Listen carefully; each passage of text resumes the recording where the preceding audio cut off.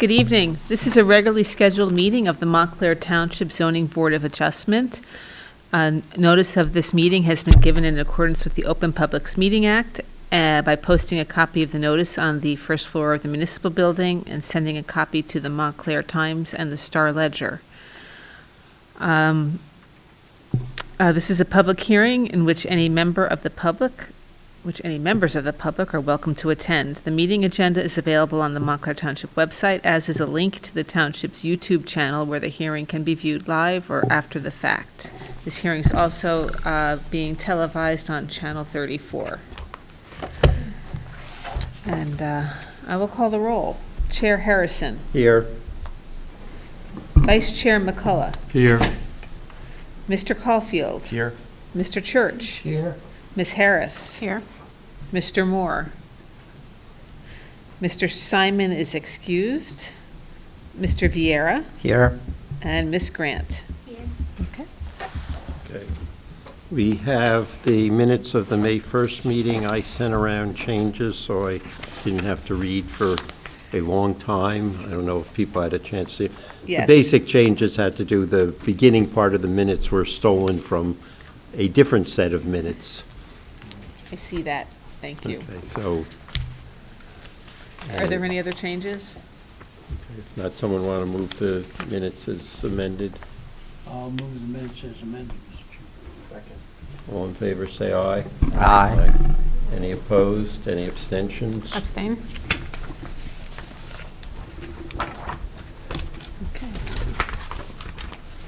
So we're All right.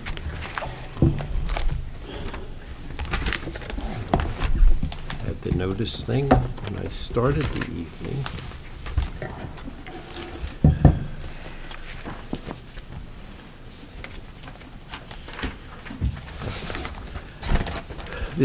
The application is by 5 Wheeler Street LLC. This is an application for minor subdivision, preliminary and final site plan approval and variances for property located at the corner of Wheeler Street and Woodland Avenue. The applicant is proposing to subdivide the property into 2 lots. Proposed lot 1801 would measure 27,773 square feet and would make. 2,773. That Should 20,000. was close. I thought I. Only off by 1. We can maintain the existing 2-family home, and the proposed lot 18.02 would measure 5,240 square feet, and it would be proposed for a new 4-family dwelling.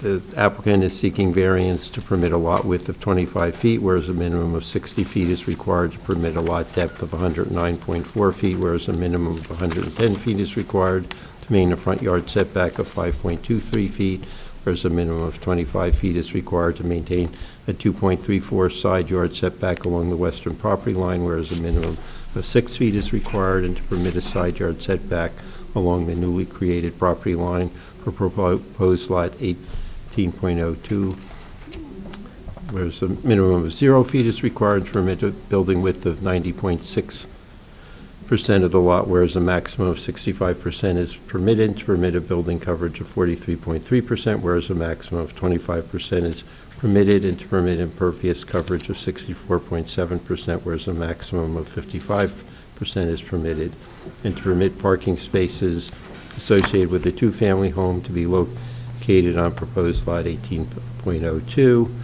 And for the proposed lot 1802, the applicant seeks permit a lot width of 52.5 feet, whereas a minimum of 60 feet is required to permit a lot depth of 96 feet, whereas a minimum of 110 feet is required.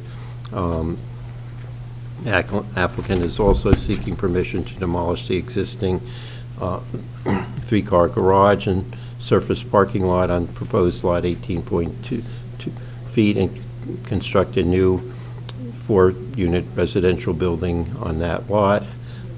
Applicant requests a use variance to permit the 4-unit multifamily dwelling, whereas such use is not permitted in the R2 zone. Applicant in association with the building to permit a front yard setback of 3 feet and on Wheeler Street and 3 feet on Woodland Avenue, whereas a minimum of 25 feet is required to both streets, and to permit a building width of 88.6% of the lot, whereas a maximum of 65% is permitted, and to permit a building coverage of 60.7%, whereas a maximum of 25% is permitted, and to permit impervious coverage of 90.2% of the lot, whereas a maximum of 55% is permitted, and to permit a proposed parking lot setback of 1 foot from proposed lot 1801, whereas 4 feet is required, and to permit parking stalls at a length of 18 feet and widths between 8 and 8.75 feet, whereas 19 feet and width of 9 feet is required. Are taxes paid, and is the notice in order? Yes, it is. Okay. Ms. John Bass, do you want to proceed? Did you actually miss something that you could have asked for a variance for? I think we've covered almost everything in the development regulations, but for the record, my name is Lisa John Bass. I'm with the law firm Keys at Shahinian and Jantamasi on behalf of the applicant. Okay.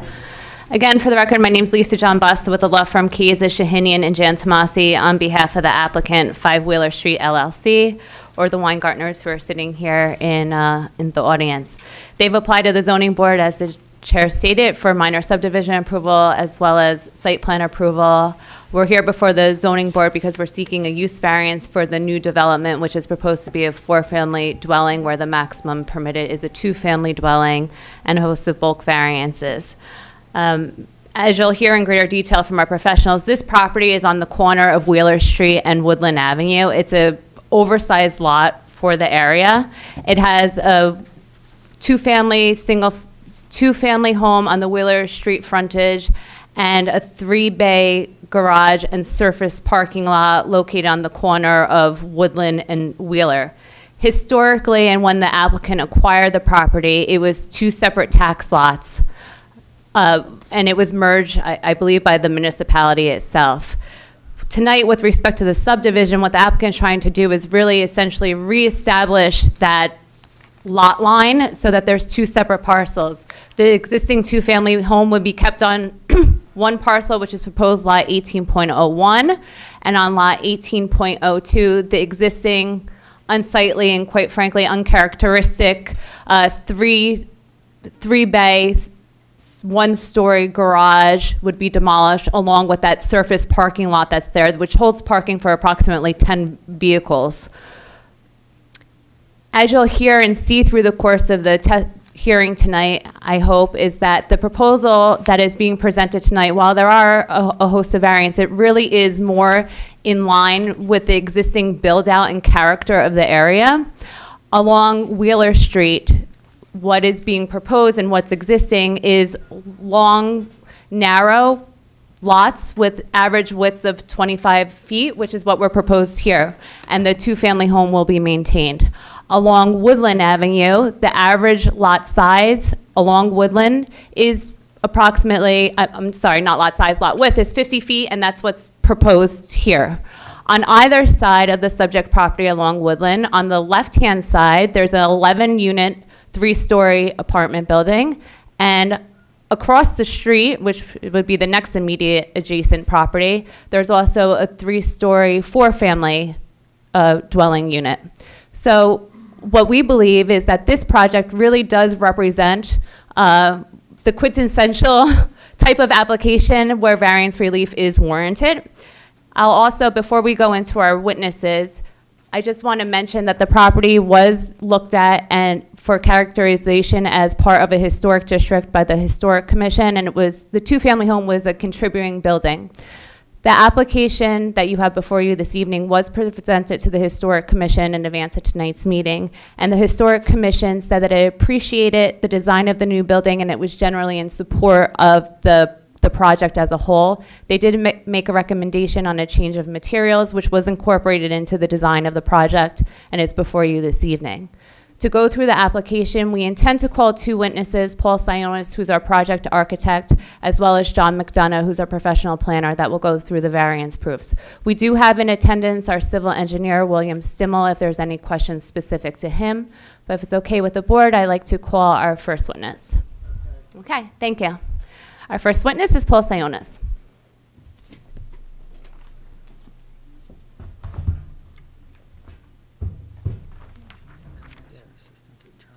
Sure.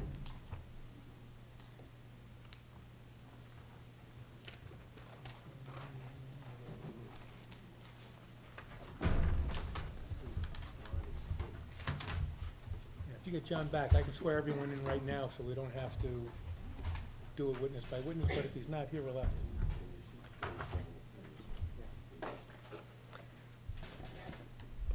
All right. List your witnesses again, spell their last names. This is Paul, spell his last name. Sionas, S-I-O-N-A-S. Okay. John McDonough, Yes. and just in case, you have William Stimmel, S-T-I-M-L-E-L.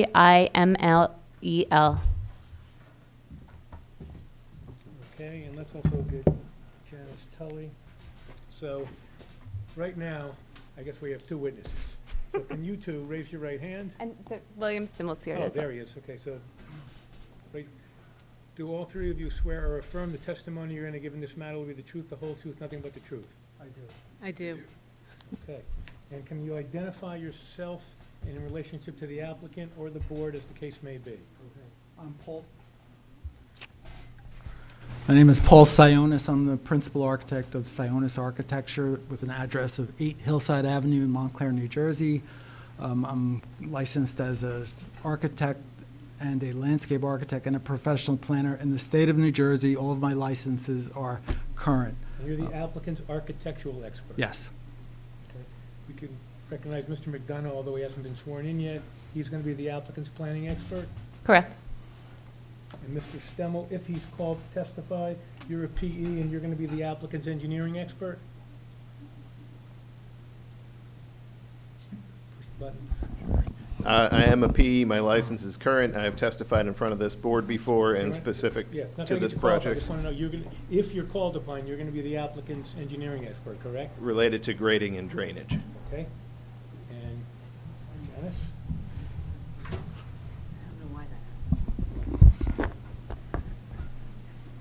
Yeah, I'm the township's Director of Planning and a licensed professional planner in the state of New Jersey. Okay.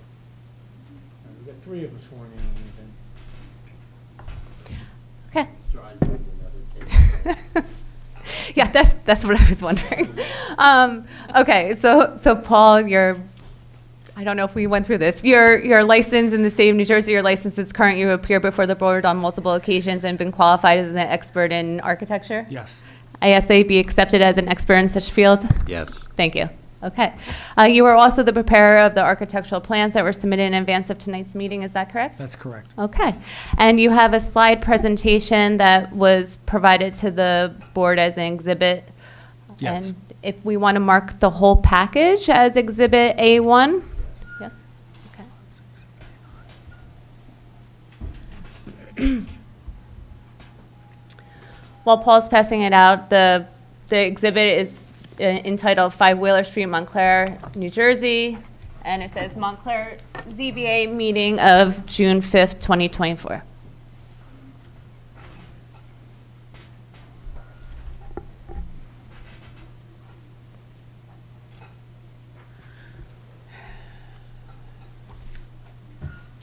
Okay, Paul? So what's being passed around is a PowerPoint exhibit. It consists of 28 slides, and those slides contain both the drawings that were submitted with the application, but they've been colored for better visibility. Also added into this exhibit are photographs and other exhibits such as a portion of the zone map and the tax map. All right. So I will be referring to those slides. All right, so the slide that's up now, Janice, is the lighting okay, do you think? I can turn off some of the lights. Yeah, it might help. Mr. McDonough is here. Mr. McDonough, do me a favor. Mr. McDonough, raise your right hand. When you're called upon to testify, do you swear or affirm that the testimony you'll be giving will be the truth, the whole truth, nothing but the truth? I do. And you're going to be the applicant's planning expert? I am. Okay, everyone's. And I'll turn off the lights if you want. That's much better, thanks.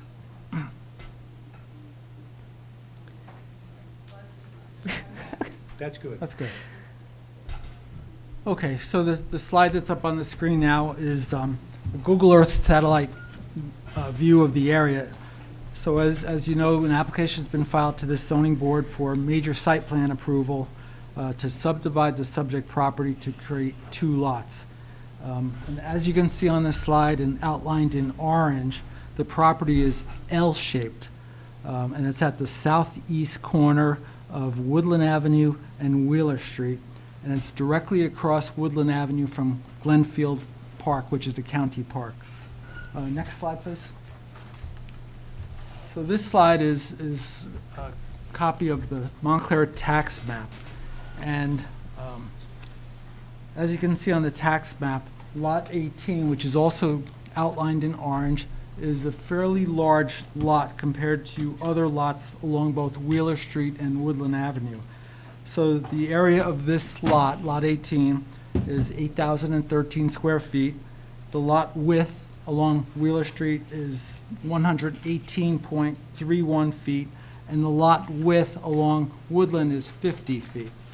The average lot area on this side of Wheeler Street is approximately 3,000 square feet, beginning with number 7 Wheeler Street directly to the south of the subject property, up to number 37 Wheeler, which is the last property on Wheeler before you get to the property that faces onto Monroe Place.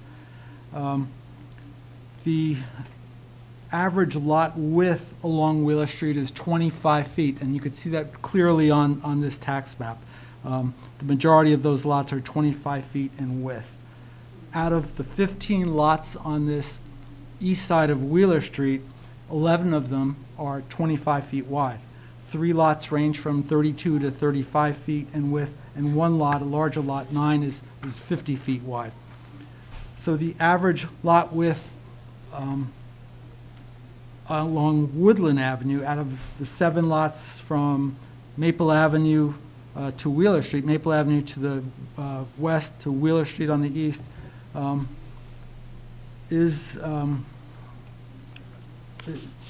approximately 50 feet.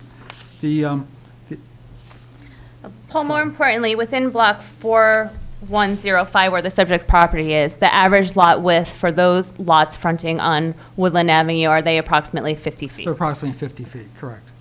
So next slide, please. Slide number 3, this is a photo looking east at 5 Wheeler Street. So another unique characteristic of this lot, besides the size and shape of it, is how it was built out. So there's an existing 2-family dwelling, which is known as 5 Wheeler Street. According to the tax maps, it was constructed in 1923. This is on the southernmost portion of this subject property. Plus, as Lisa said before, there's an attached flat roof, 3-car garage attached to 5 Wheeler Street. So this garage is not aesthetically pleasing.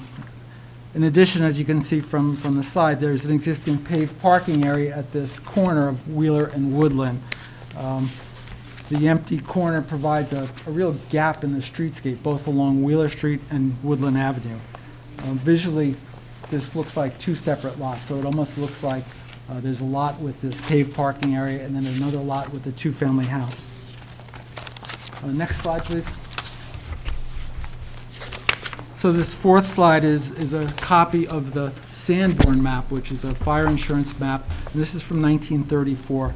And this is interesting because it shows that the property, in 1934, the property is almost as it is today. There's the existing 1-story garage, and then there's also 5 Wheeler Street, the 2-family house, just to the south of that 1-story garage. And according to the tax records, the property was built out approximately in 1923, which is when 5 Wheeler Street was constructed. And Paul, the Sanborn map that's showing the 2-family dwelling and then the garage portion on 2 separate lots, and That's is it correct. essentially the lot lines that we're seeking to create with respect to the proposed subdivision application? Correct. We're seeking to go back to the lot lines where it was between the lot with that 1-story garage and the lot with 5 Wheeler Street, as shown on that Sanborn map from 1934. Next slide, please. So this slide is from the Montclair Historic Inventory Viewer. And in 2019, the Township of Montclair ordered an intensive level historic survey of this area. It was determined that 5 Wheeler Street was considered a contributing resource to the Wheeler Street potential historic resource. It was also reported that the architecture of this area pretty much fit into 2 categories. 2 to 4 family residences, in addition to low-rise walk-up apartment buildings that were primarily masonry with some wood detailing or additional wood. Next slide, please. 6. So slide 6 is a photograph looking south, straight ahead towards Wheeler Street. So Woodland Avenue is from left to right on the front of the slide. Wheeler Street is straight ahead. So this shows the subject property with the existing fenced-in surface parking area that accommodates approximately 6 vehicles on the corner of Woodland and Wheeler. The parking area is an existing non-conforming use. That is, it's not a permitted use within this zone district. It's our understanding that these parking spaces have historically been leased to third parties not associated with the 2-family house. So at the southwest corner of Woodland and Wheeler, southwest, which is across the street on the right side of this photograph, so the southwest corner is 15-17 Woodland, and that's a fairly simple 2-story brick building. According to the tax records, it was built in 1925, and according to the current town records, it contains 4 dwelling units. Even though it's a simple 2-story brick building, it contains some detailing, both around the perimeter of the building and some stone inserts that are set into the brick. Next slide, slide 7. Slide 7 is also looking south along Wheeler Street, with 5 Wheeler Street, which is part of the subject property on the top left of this slide. So on this slide, I point to 5 Wheeler Street. So you can see the existing building, 5 Wheeler Street, blends in pretty nicely with the rest of Wheeler Street and the character of Wheeler Street. It's mostly 2.5-story buildings, and this fits right in. Most of those buildings are pretty close to the front property line. Some of them have stoops on the front. Some are right up to the front property line without stoops. Next slide, please. This, again, so this, we're looking at the same photo we saw before, and this is looking east again at 5 Wheeler Street. And you can see that the open surface parking along Wheeler and Woodland is really out of character for the existing development along both Wheeler and Woodland.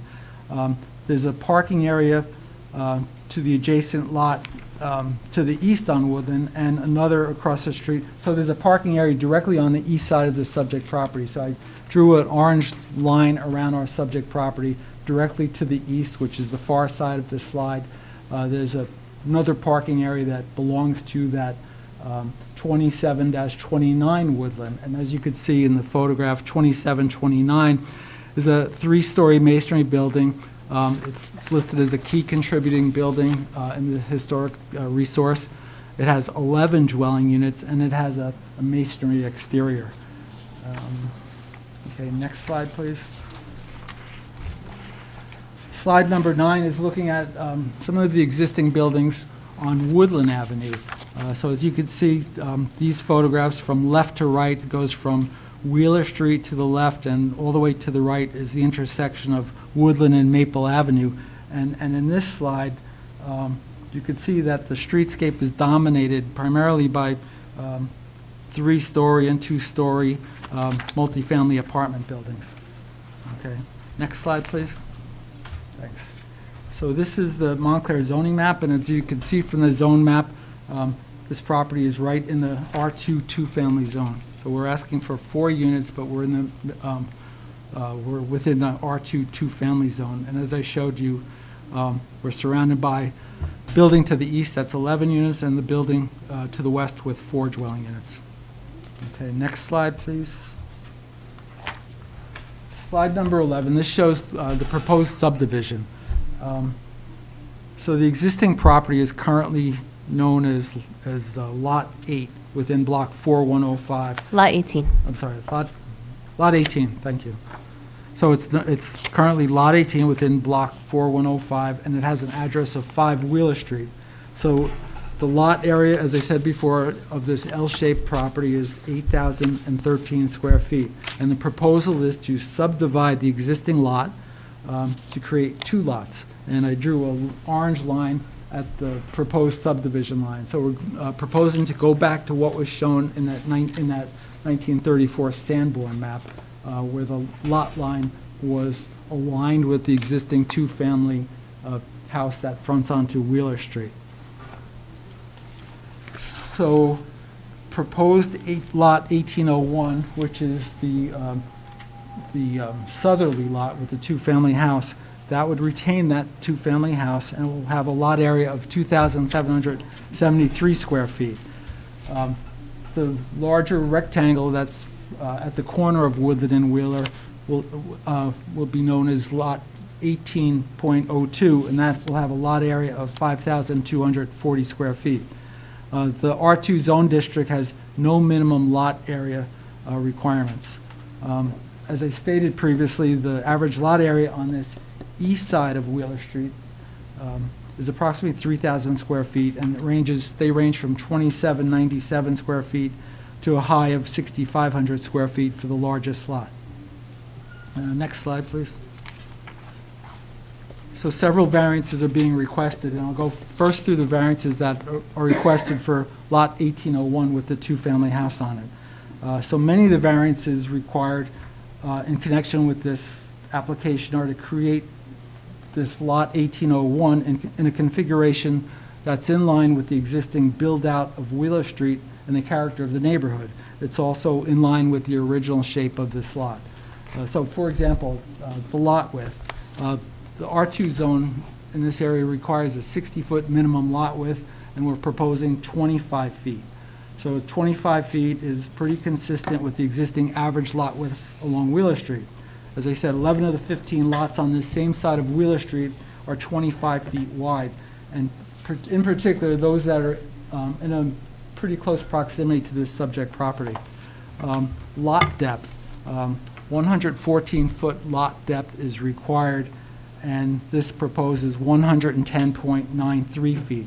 So lot depth is taken from the center of the front property line to the center of the rear property line. So in this case, that's 110.93 feet. So this is a variance request, but it's basically technical in nature because we're returning it back to what it was originally. The proposal seeks to maintain the existing lot depth of this long part of the L where the existing house is placed. So the depth existing, it's consistent with the build-out of the block. The 114-foot requirement is the average depth of the 2 adjacent lots along Wheeler Street. As far as front yard setback, 25 feet is required front yard setback, but in this case, the proposed is 5.23 feet, so that's the existing front yard setback. It's also, the variance request is technical in nature because this is the existing building at 5 Wheeler Street. It's going to remain where it is, and it has an existing setback of 5.23 feet. It's 5.23 feet is actually greater than many of the neighboring properties along Wheeler Street. When we measured, the neighboring average front yard setback was 3.77 feet along Wheeler Street. The proposed south side yard, which is at the top, towards the top of the screen, 6 feet is required by zoning, and the existing and proposed is 2.34 feet. So again, this is a technical variance because this is an existing condition. So we're maintaining that existing side yard setback on the south side from this existing 2-family dwelling to the southerly lot line, which was probably established around 1923. The proposed north side yard setback to the newly created lot 18.02. So the requirement is a 10-foot side yard setback. We're showing a 0-foot side yard setback. The impact of our deficient setback is to the newly created lot. So as you'll see, we're going to create a new parking area for lot 1802, which will be offset 3.5 feet from the shared lot line. And we'll be proposing a 3-foot easement to the north of the shared lot line to allow for access to the north side of existing 5 Wheeler Street, to the existing 2-family house, to allow for regular maintenance. As far as proposed building width, 65% is the maximum allowed for building width, and this proposal shows a 96% building width. The average lot width in this area is 25 feet. As I said, 25 feet is proposed for this lot, and the conditions consistent with the character of the area.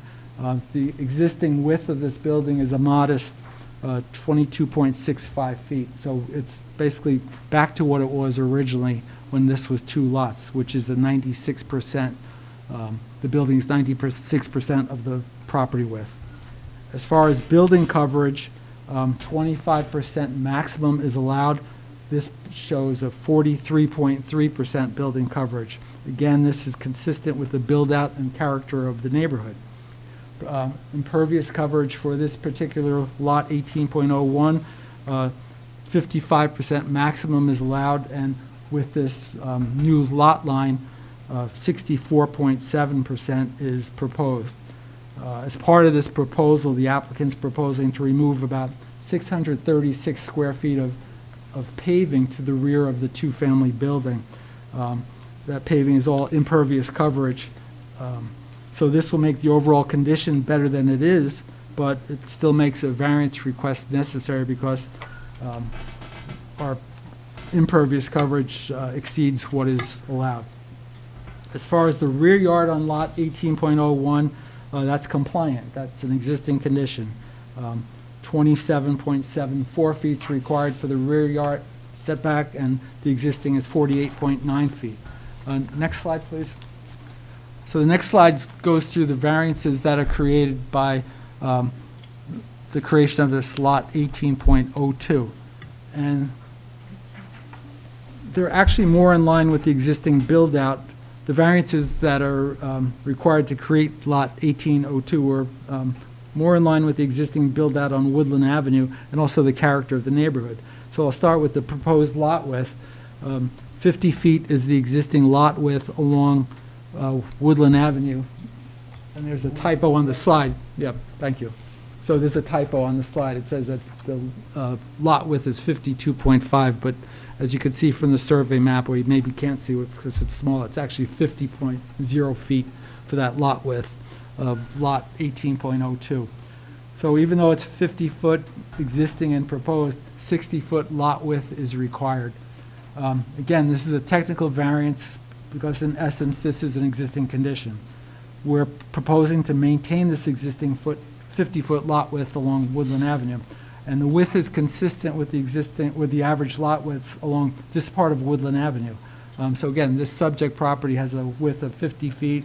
And then going from west to east along Woodland, lot 20 has a 50-foot lot width. Lot 21 has a 56-foot lot width. Lot 22 is 50.54 feet. And then lot 19 at the corner of Wheeler and Woodland is 50.7 feet. And those are all shown back on the tax map on slide 2. As far as the lot depth, 110 feet is required, 95.57 feet is proposed. So the proposed lot depth appears to be consistent with existing lot depths in this block. The depth is taken, again, from the center of the front property line to the rear lot line, and in this case, that measurement is 95.57 feet. So the depth of the newly created lot is pretty much in keeping with the established lot depth along this portion of Woodland Avenue. Next slide, please. So we finally get to the proposal. So the proposal, starting with lot 18.02, which is the newly created lot, which is at the corner of Woodland and Wheeler Street. Proposal is to demolish the existing unsightly one-story, 3-car garage and also that existing surface parking lot. And then to construct a new 2.5-story, 4-unit multifamily building. The proposal also includes constructing a new 10-car parking lot, of which 8 stalls would be for the new 2.5-story building, and 2 of the parking stalls would be for the existing 2-family house at 5 Wheeler Street. 1.5 stories of this new building will partially extend over the parking lot. And you can see that on this slide, that dark gray area in the parking area behind the beige part of the building. That's a portion of the building that will extend over part of the parking lot. Okay. Next slide, please. This next slide is basically a blow-up or an enlargement of this lot 18.02. So a use variance is requested for the new 4-unit building, again, as this is an R2 two-family zone, which permits a maximum of 2 dwelling units. Of the 10 properties along Woodland Avenue, again from Maple Street to Woodland Avenue from west to east, at least 6 are 2 to 3 story multifamily buildings. Next slide. In this slide, it addresses the exterior design of the building, and as was mentioned, and you might have seen in your file, we presented this to the Historic Commission, and they were pretty much in favor of the design of this building. They thought it was in keeping with the neighborhood. They thought the design was appropriate. They suggested at a portion of the building we add additional brick, which we do, and I'll show you where we added that. So this is a rendered view of the proposed 2.5-story building looking southwest with my back to Glenfield Park. So this rendering was done from a photograph I took from standing inside of Glenfield Park. So the architecture has been designed to complement the buildings directly to the east and also to the west. So that the building to the east, which is that 3-story, 11-unit brick building, and then the building to the west, the next building, which is on the southwest corner of Wheeler and Woodland, that's a 2-story brick building. So we've designed this to fit into the streetscape. We included detailing on the brick, such as corbelling and soldier coursing, brick rowlocks and stretcher courses, in addition to those large cutouts that you see at the second floor. So since this is right across the street from Glenfield Park, we cut out those front corners for 2 reasons.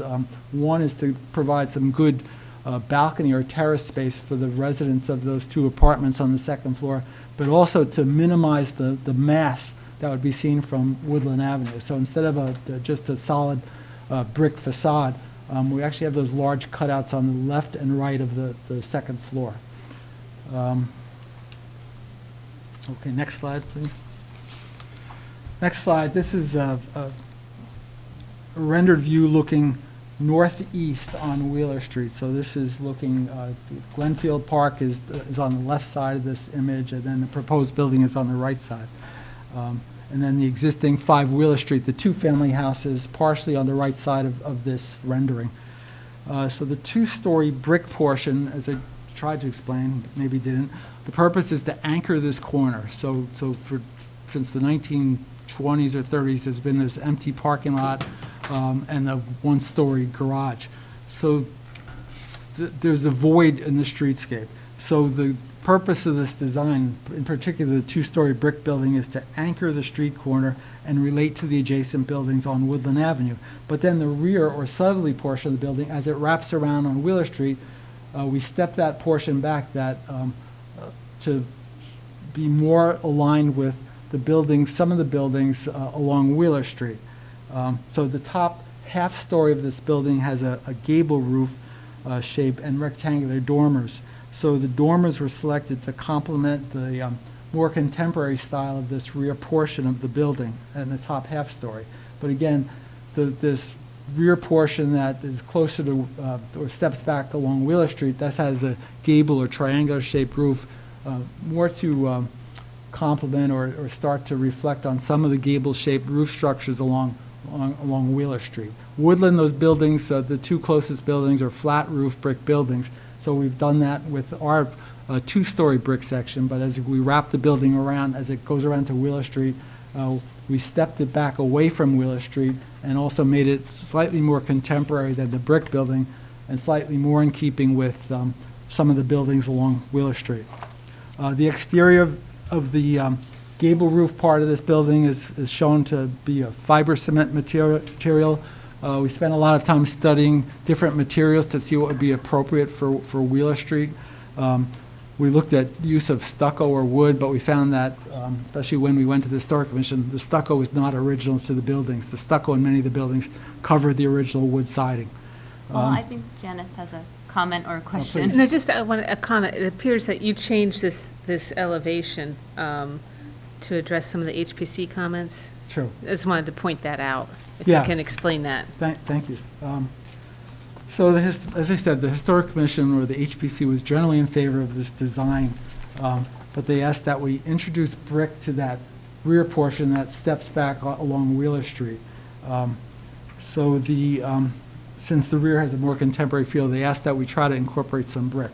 So the lower portion of that gable roof structure, as you can see, which is actually the second floor, which is above the parking area, brick extends all around the second floor of this portion of the building that has the fiber cement panels above. The final color of the brick has not been selected. We're showing something that's darker than the red brick in the front. We thought the red brick tied in pretty nicely to those existing buildings along Woodland, but once you get to Wheeler, there's a lot of different building materials. So we're trying a slightly darker color brick to complement both the fiber cement material on the upper half story of this portion of the building and to be a little darker than the red brick on the front. We're also trying to take the same color brick on this portion of this gable roof structure and then wrapping it around the red brick portion with those rows of brick, like every 5 or 6 courses at the ground level. We're showing proposed dormers, and the dormers are sort of rectangular in shape. They're more contemporary. And we're proposing to have vertical board siding on those dormers.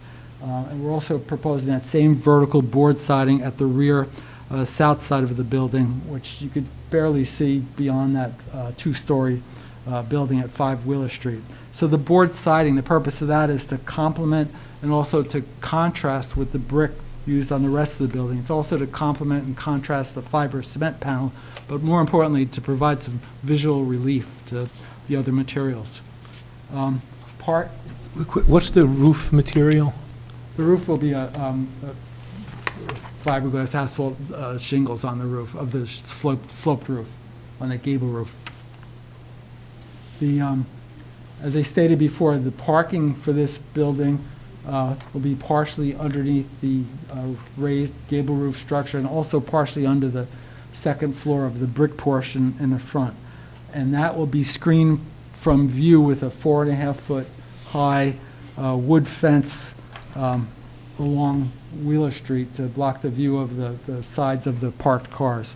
There'll also be evergreen landscaping in front of that fence. Okay, next slide, please.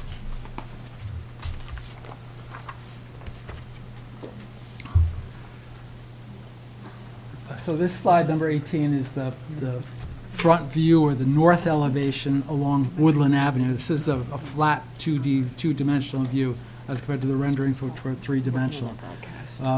So the width of this building is consistent with the existing build-out and character of other buildings along Woodland Avenue. However, this width, because it's a new building, it requires a variance. So the proposed width is 44.3 feet, or 88.6% of the width of the lot, but the maximum allowable width of a building on this newly subdivided lot is 32.5 feet, which is 65% of the lot width. A building with, in my opinion, a building with conforming width would really look out of character on this property. When you drive along Woodland Avenue, you see the building to the east with the 11 units and the building directly to the west with the 4 units. This really fits right in with that existing streetscape. Okay, next slide, please. This is the west view along Wheeler Street. Again, this is a 2D view, just a flat-on drawing. And the windows within the brick portion of this building, the 2-story brick portion, primarily those would be double-hung windows, which would be appropriate to the style of that brick architecture. And then the windows in the more contemporary portion that steps back and goes further south along Wheeler Street. Those windows will be both casement windows and awning windows that are definitely more appropriate to this style of architecture. I think this works pretty well, and just as an example, we successfully used this approach at 256 Park Street at Watchung Plaza several years ago. We designed a new building in 2018, and the front portion of the building was very traditional with brick and stone to fit into the streetscape, but when you work your way to the back, it became more contemporary, light, and airy, and that's what we're trying to do with this project. So slide number 20, please. Slide 20 shows all 4 exterior elevations of the building on one drawing. This is similar drawing that's in your package, but this has been colored for better visibility. We actually added the proposed landscaping to this drawing. We added a couple people and cars for scale. Just to point out, for in the R2 zoning district, 2.5 stories, 35 feet is the permitted height, and the proposed building is conforming to that? That it is, correct. Okay, next slide, please. So I'll walk through the proposed floor plans, if you could still stick with me. So slide 21 shows unit number 1. Just a quick question Sure, going please. back to slide 19. 19. I know double hung window. I know a casement window. You said an awning window. What is Awning it? windows are, they tilt out, so it's a Ah, they horizontal. tilt- Okay, got Yeah. it. Okay, thank you. So back to slide 21. Slide 21 is the first of the floor plans. This page shows the unit number 1. Unit number 1 is is a 2-story unit. It's both at the first floor of the building, and it extends down to the lower floor level of the building.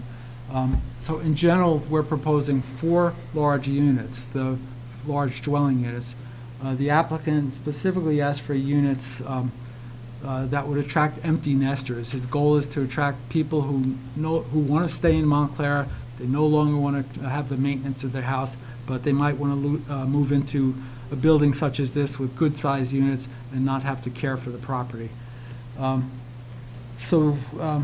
proposed density of this project is pretty much in line with the neighborhood and the R2 zone. We could have had 2 two-family buildings on this property. It looked pretty strange. It would have to have the 25-foot setback to comply. So the applicant's only proposing 4 units on this property. So there, as I've repeated, the property directly to the east has 11 dwelling units at 2729 Woodland. And then there's 4 units at 15-17 Woodland. So the goal, again, was to attract empty nesters or families who no longer want to maintain their houses but want to stay in Montclair. They could easily, they could walk to the Bay Street train station, they could walk to Bloomfield Avenue. Essex County has just invested quite a bit into Glenfield Park across the street, so it's an attractive place to not only walk through but to look at from across the street, across from Woodland. So this is, again, on slide 11 is Unit 1. Unit 1 is a 2-story unit, but the first floor, the ground floor, is totally accessible, which means it's, another way of saying it's handicapped accessible. The bathroom, the kitchen, the circulation throughout this first floor of this unit is totally what's known as accessible. It has a total square footage of 1,383 square feet. And then the lower floor level will have a family room, bathroom, laundry room, and a small study or home office. And then since the pandemic, almost every project that multifamily project we've worked on, most of the apartments have had home offices or studies in addition to a bedroom. On the left side of the drawing on the left, which is the lower level, it shows a common area which is open to all the residents of the building, which is accessible from the main stairway. So there's a dedicated 35 square feet of storage area for each of the tenants. So there's 4 storage areas along the left side or the east side of that ground floor. And then the room will also allow for other common storage, also utilities, recycling, bicycles, baby carriages, etc. Next slide, slide number sorry. How do you get the bicycles and the baby carriage out there up the steps? Go ahead, I don't Janice have a comment. Okay, maybe. Janet, any comment, questions, or? No. Okay. All right. So this slide, the left side is the second floor plan. Second floor plan on the left is unit number 2, which is 1,522 square feet, plus the balcony, which is shown in beige facing the park. And then the right side, or west side, is unit number 3, 1,466 square feet, plus the balcony facing the park. So on the second floor, there's 2 units. Each of those units will have 2 bedrooms plus a small study or home office. Again, Unit 2 will have 1,522 square feet. Unit 3 will have 1,466 square feet. Both of those units will have 2 bedrooms and a study. Both units will also have small laundry rooms within the units. And then the top floor on the right side of this slide, which is shown as the attic floor plan, the top floor is referred to an attic because legally it's a half story, because much of this is under sloped roof. So it'll have sloped ceilings and a good portion of this unit, which legally makes this an attic space or a half story. So this top floor has 1,813 square feet of area, plus it has an extremely large 1,021 square foot of terrace shown in beige that wraps around the front of the building. And the terrace has great views of Glenfield Park. The unit has 2 primary or 2 master bedrooms. We've done this a lot. People want, even if it's a family who are empty nesters, they'll have grown-up children coming and staying, and they'll want a separate master bedroom or primary bedroom for their grown children. So this will have two masters. There'll be a total of 3 bedrooms, a full-size laundry room, plus good-sized living, kitchen, and dining area at that front northwest corner. Next slide, slide 23. Paul, yeah, sure. going back to Unit 4, Sure. it shows the 2 primary bedrooms and a study. That study's technically I'm sorry, that's a third- study. Yeah, Even though it has a bathroom, it doesn't have a closet. right. So technically, it's not. Someone could turn that into a bedroom. They could add a But closet as in you the show it future. without a closet, it's 2 bedrooms. Correct. Is that the main bathroom as well for the main, like, living space if you're not in a bedroom? Yes, yeah. Yeah. That's the main bathroom right next to that study. And I'm not sure that has egress windows in that study either. So technically, we have to have egress windows that someone could climb out of in case of a fire, and that would make it a bedroom by code. Okay. But good question, thank you. So next, and just back to the slide 22. So at the center west side of this top floor, we're showing an area that's fenced in and partially surrounded by a parapet wall, and that would have 5 of the HVAC condenser units. So that would be behind a screen with a gate, and also surrounded by the parapet wall that faces Wheeler Street. And Paul, the how would you access those? So someone would have to come up the stairs and access through Unit 4 to get onto that terrace to service those units. If Unit 4 didn't want to let them They'd in, have to use a ladder. And that parapet wall is tall enough to fully screen the mechanical equipment? Yes, yes. And you could see that on this next slide. So this next slide is a streetscape drawing. So we felt it was important not only to have the 3D renderings, but also drawings showing this proposed building, how it fits into the streetscape, both along Woodland Avenue and also along Wheeler Street. So basically, it shows the building in context to the immediately surrounding properties. And you could see how the building's oriented at the corner of Woodland and Wheeler with the main frontage onto Woodland. And as I said before, the purpose or the idea behind this design was to ground the corner and create a continuous streetscape, both on the top part, which is Woodland, from left to right or from east to west, and then on the bottom on Wheeler Street from north to south. Paul, I On- have one more Sure, question. please. going back to slide 22, unit 4, I can't read the print. On the eastern side of the terrace, what is that walled off?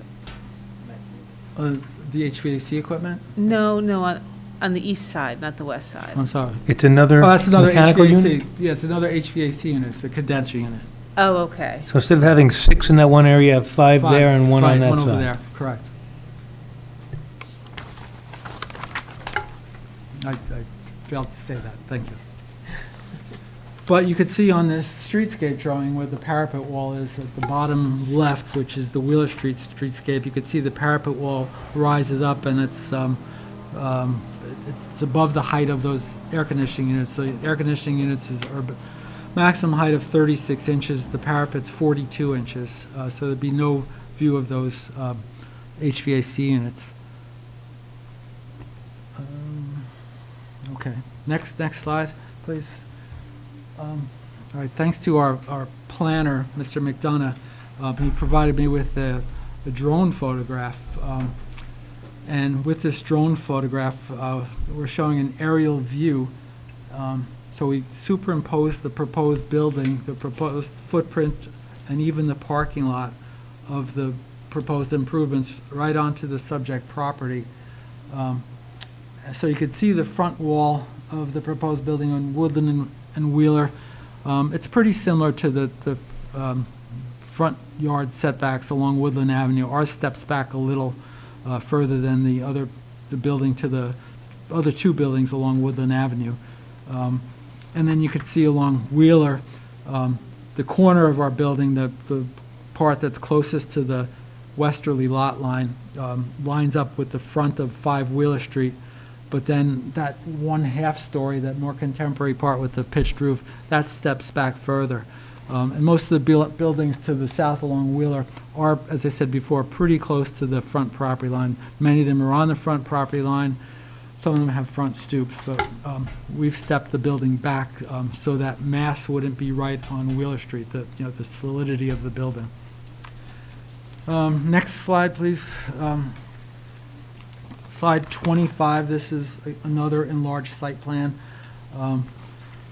So the proposed front yard setback at Woodland Avenue is 3 feet, and this is pretty consistent with the existing development along Woodland Avenue.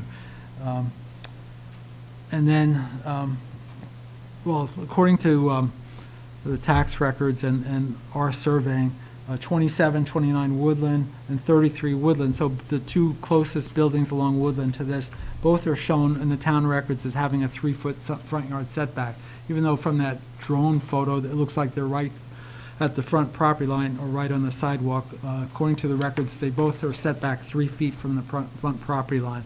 So we're proposing to match that with this building, to have a continuous streetscape that's set back 3 feet from the property line. Let's see. So even though we're proposing a 3-foot front yard setback to match those other buildings, 25 feet is required in the R2 zone. And as I said, that would look pretty silly on this property. Okay, next slide.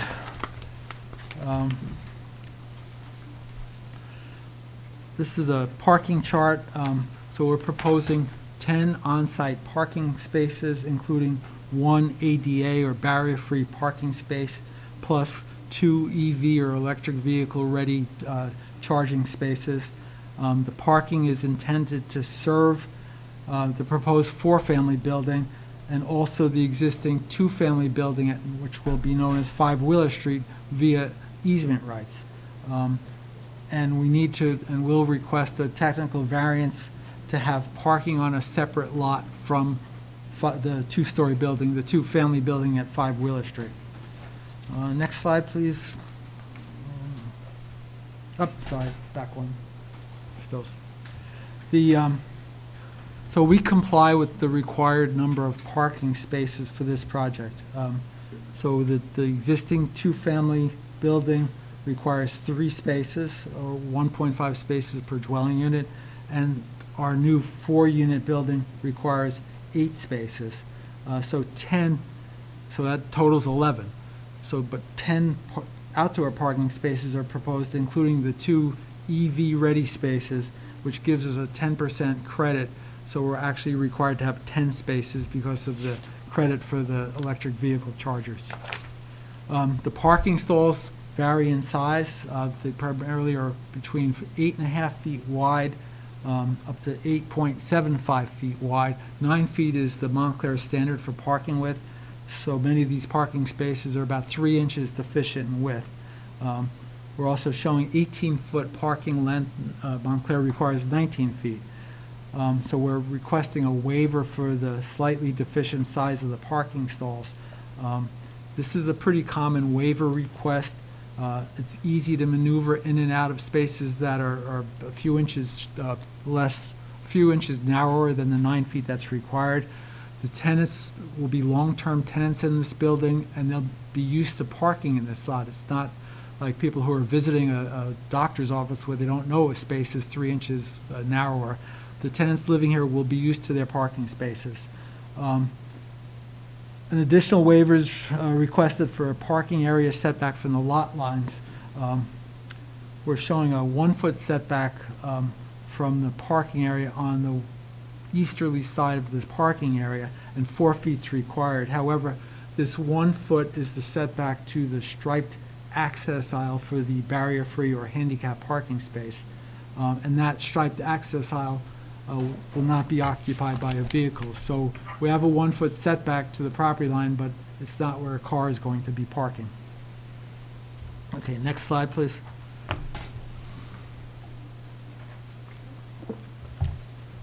Okay, slide 27, this is the landscape and lighting plan.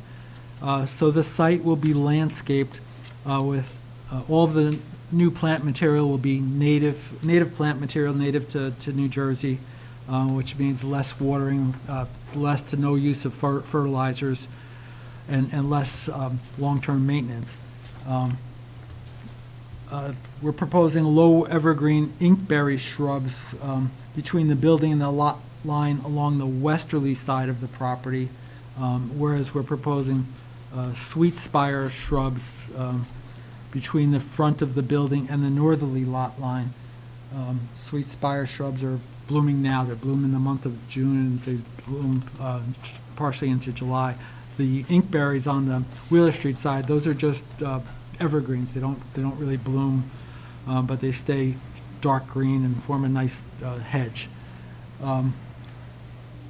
We're showing a total of 4 trees, and we're showing 4 slender silhouette sweet gums slightly just within the public right-of-way, both along Wheeler Street and Woodland Avenue. These are sweet gum trees that are very narrow. They will stay 5 to 6 feet in diameter maximum, and they have absolutely beautiful fall color. At the Development Review Commission, we discussed whether these have the sweet gum balls or not. They're sold as not having the sweet gum balls. When we looked it up, some of the articles say some will develop sweet gum balls, which can be a nuisance on the property. Nobody likes sweet gum balls, but we love the color of the sweet gum trees in the fall. We're between lot 1802 and the original lot 1801. We're proposing a planting of red cedar trees. These are Brody Eastern red cedars. These are evergreen trees that also stay 3 to 4 feet in diameter but grow tall. They can grow to 20 feet in height. So they're shown between the south side of the parking area and the new property line created between lot 1801 and 18.02. And then other plantings on the site will include low-growing ferns where we feel there's not going to be a lot of sun, and then also bearberry shrubs, which are a low evergreen shrub that's a great ground cover plant that's tolerant to salt, for snow removal in the winter. We're showing site lighting. So we're proposing, as you can see in the yellow, in the dark gray area, we're showing 2 light fixtures mounted on the ceiling above the parking area. We're showing 2 light fixtures on the ceiling of the front foyer closer to Woodland Avenue. showing 2 lights with one within each of the balconies facing Woodland Avenue. And then we're showing downward pointed wall lights along the new sidewalk between this building and the easterly property line. So we're showing a new sidewalk between this building and the easterly property line that leads from the Woodland Avenue public sidewalk back to our proposed parking area. The lighting was designed to comply with township standards, the recommended levels for safety, and not to spill onto neighboring properties. We're also showing a trash enclosure. Trash enclosure is on the, it's on line with the middle of that parking area. And it's to be surrounded by a 6-foot-high wood fence, which will match the 4.5-foot wide high wood fence that will screen the parking area from Wheeler Street. So the trash enclosure is slightly to the, well, it's on line with the parking aisles, to the left or east side of the parking aisle on this site plan. And then we're also showing a bike rack in that same vicinity on the east side of the property. Okay, next slide, please. So we're showing this slide again. And again, this is the Woodland Avenue 3D view. And to repeat, we really wanted a brick building at this corner to anchor this corner, to take the place of that empty lot and the one-car garage that have historically been there that are pretty unsightly. We wanted to relate to the 2 adjoining brick apartment buildings, but we also wanted the building to visually transition when it turns the corner onto Wheeler Street. The brick, the fiber cement panels with minimal or almost invisible joints seem to be a good choice. Initially, we were wary about introducing another facade material to this neighborhood, but when we reviewed it at the Historic Commission, it seemed like a good choice. It's pretty low-key. As I said, we looked at stucco originally, but the stucco was not original. It was meant to cover many of the wood siding on the buildings. The fiber cement works well if there's minimal joints, so that the joints are hardly visible. It's not attractive when you see like metal framing within the joints of fiber cement panels. As I've mentioned a few times, replacing an unattractive parking area with a new building makes a lot of sense, as long as the building makes sense for the neighborhood and provides enjoyment not only for the residents, but for people walking by and driving by this property, or people in the park. They get to see this building, which in my opinion fits in pretty well.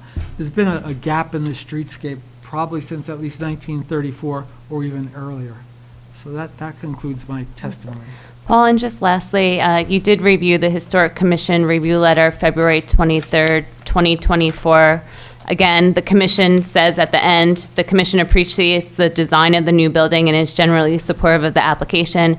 It recommended more consistent materials along Wheeler Street, and as Ms. Talley pointed out, that has been revised as part of the proposal. Is that correct? That's correct. And we also received the Neglia Engineering review letter, April 12th, 2024. Yourself, as Mr. Stimmel, have reviewed it, and the applicant can comply with the recommendations within that letter, or work with Neglia to address any of their concerns? Yes, that's correct. Okay, thank you. I have no further questions. Just a quick question. Has this PowerPoint been submitted back to the Historic Preservation Commission to see if they believe that the changes you made comply with their recommendations? It has not.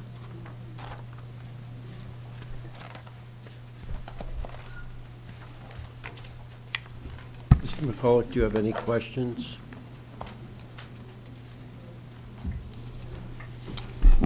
Yes, thank you, Mr. Chairman.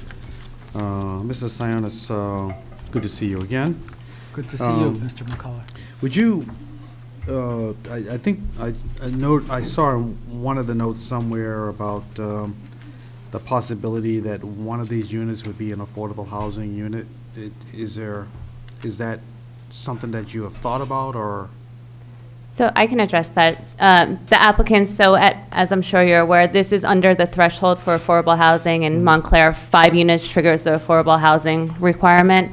This building is intended, per the applicants, to attract or provide a different housing opportunity for people that want to downsize but stay in the community in larger units.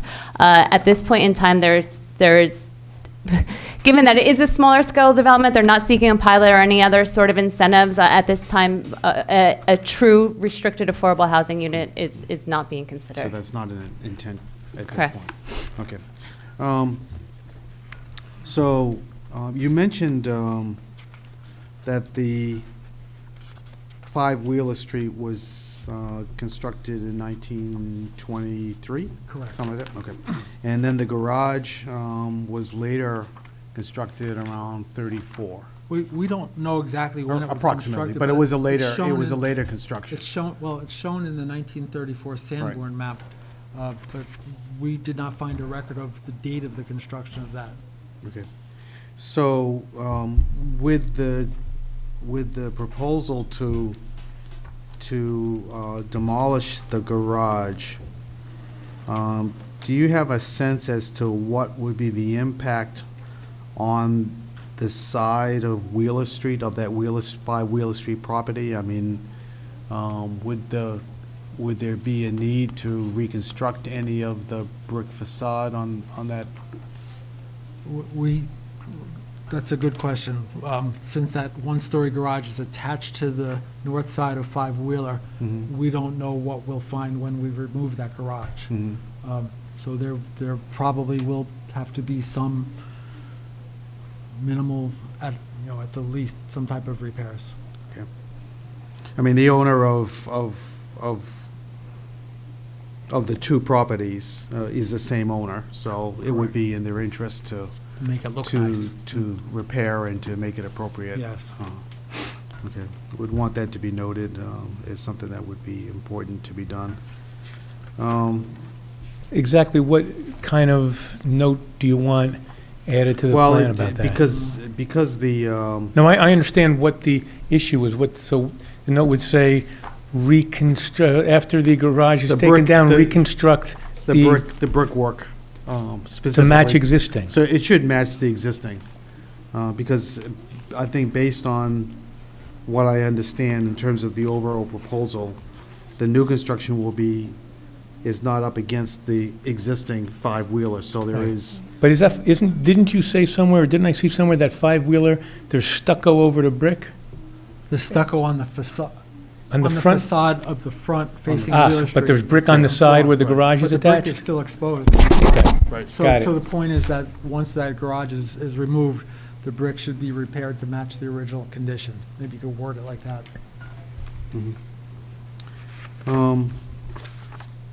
So thank you for that.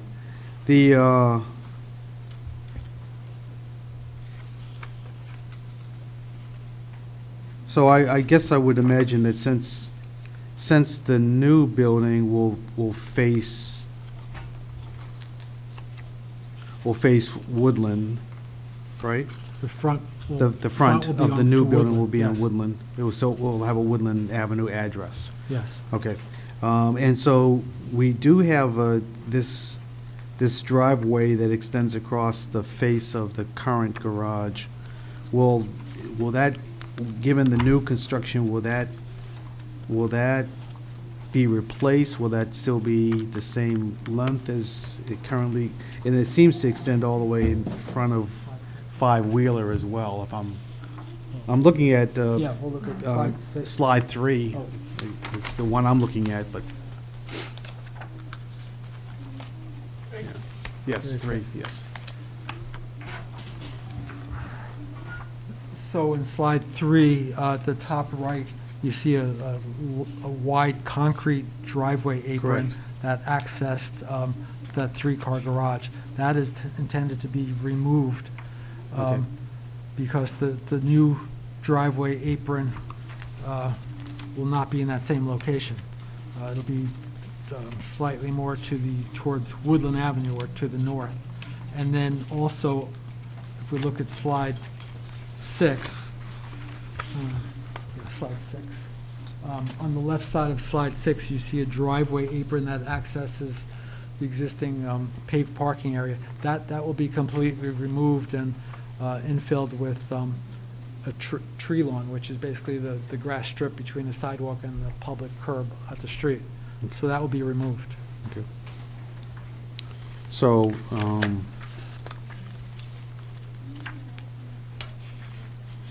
so I would assume then that where the concrete drive is being removed,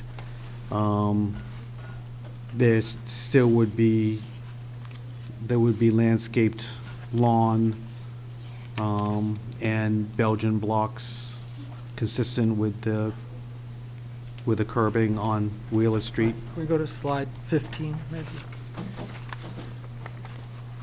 Thank you. So slide 15, you could see Mm-hmm.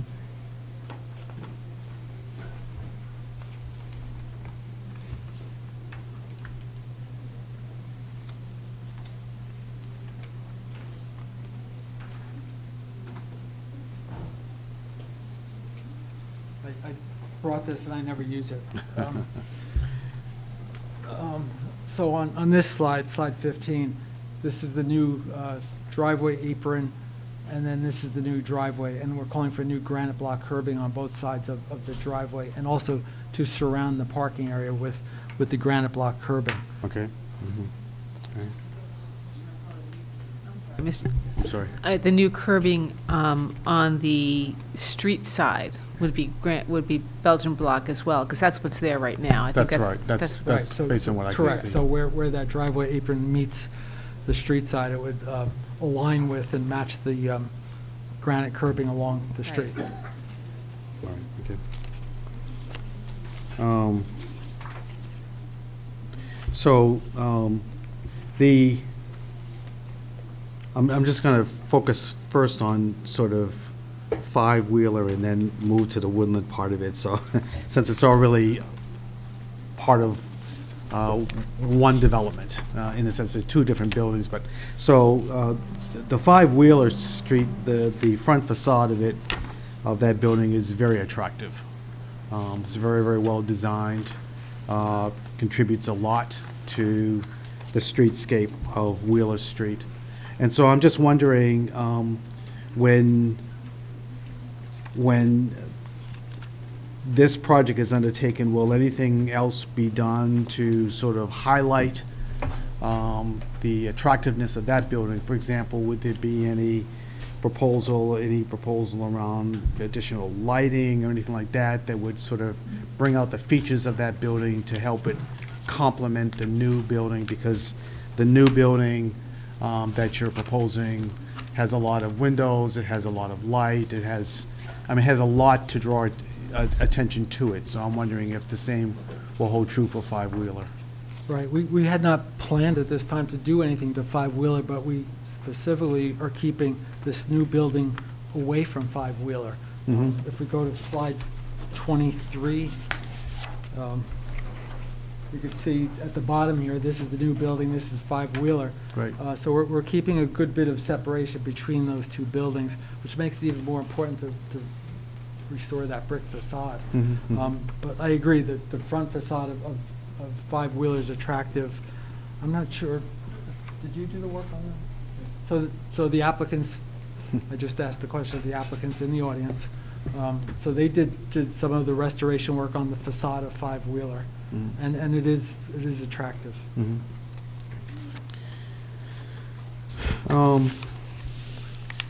I was sort of trying to understand, and I think if we, sorry to have you bouncing around on different slides, but go back to slide 15. Can you turn your microphone up a little? Turn it Oh, I'm up like sorry. that? Yeah, Is like that that, better? thanks. Try to keep my head up too at the same time. On slide 15, the proposed four-family dwelling has sort of an unusual shape to it. And I just was kind of wondering why the shape that is it just because of the way that Woodland and Wheeler sort of intersect that, you know, you have,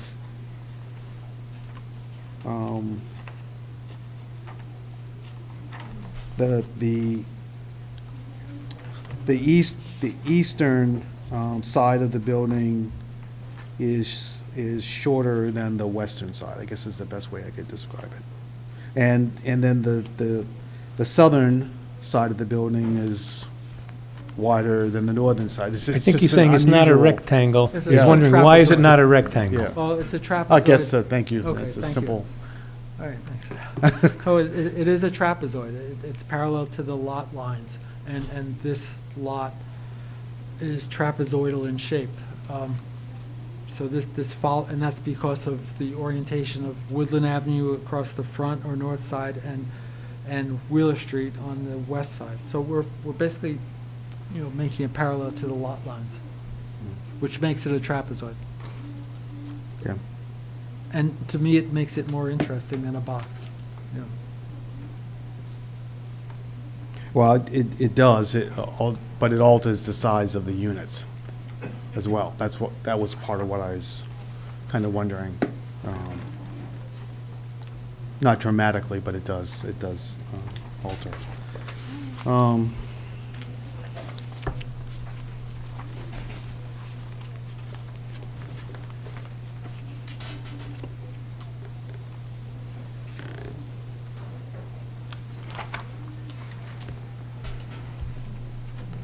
So you mentioned that the trash enclosure will be inside the western side of the parking area? The eastern side of the Eastern parking side, yeah. So it's, where I am pointing to is the, So how would people be responsible for removing their trash cans to the street? Or how is that envisioned? I'd have to, I'm not sure, I'd have to ask the applicant, he's not sworn in yet. Oh, we can't hear we can't you. hear you. Oh. Yeah. I said I would have to ask the applicant who's not sworn in yet. Yeah. There's going to be a property maintenance person to take out the trash to the curb. And so those cans would be taken out to the Woodland Street, Woodland, or? Wheeler, likely, since it's fronting Going on up. Wheeler. No, it's fronting on Woodland. Fronting So on the Woodland. But the access, I guess, Access is could be. from Wheeler. Okay. The reason, I guess, it looks like there is like Either one. Either way. Either behind, How do you get him out? Yeah, this is on. on the eastern side of the building, of the new building, it looks like, is there like a alley yeah, what is that? Is It's a that new concrete sidewalk, it is a sidewalk. So someone So it could- does go all the way out to all the way Woodland. to the front on Okay, Woodland. so that's what made me sort of wonder which was the sort of intended avenue for trash removal. Is it going out to Woodland, or is it going across the parking lot out to Wheeler? Yeah. Or would people have the choice to do both? Well, if- their property maintenance person will have to decide to take it out either to Woodland or Wheeler, depending where I guess the trucks are, Well, how are you going to get it to Wheeler? The sidewalk goes to Woodland. by walking through the parking Through the lot. parking lot? Oh, okay. Yeah. Yeah, I might have misspoke. I don't think it matters one way or another, which way it comes out, if there's a preference. Okay. All right. Okay. Then in Unit 1, you said it's a, there are 2 levels to Unit 1. Slide 21, please. And so the lower level that is underground, is that correct? or- Partially underground. Partially underground, Yes. okay. Which is why you have the window wells on the Wheeler side. Correct. Okay. So that Unit 1, is that that space in Unit 1, is that potentially convertible to a separate apartment? No. Or it could not be? Could not be. Okay, The, what would prevent it from being converted? There's, number one, there's no kitchen in the lower level. There are no Again, egress windows are required for any sleeping room below 3 stories and below. These would not be egress windows.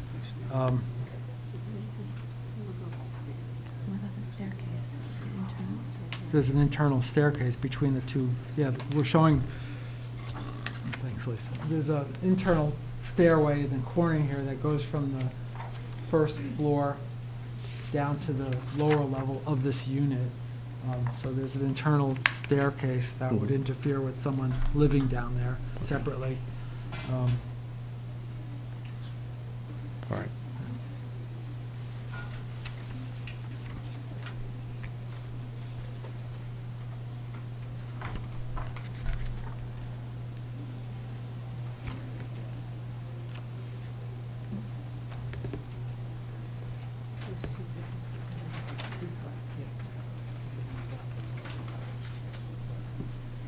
All right, then the terrace on unit 4, That's the roof terrace. The top floor. yes. That, So that, slide so 20 only unit 4 would have access to that.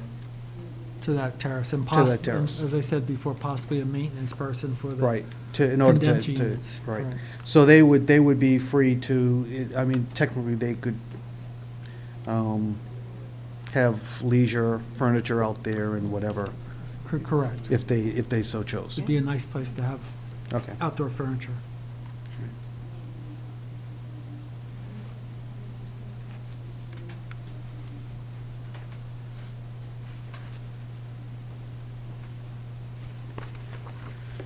All right.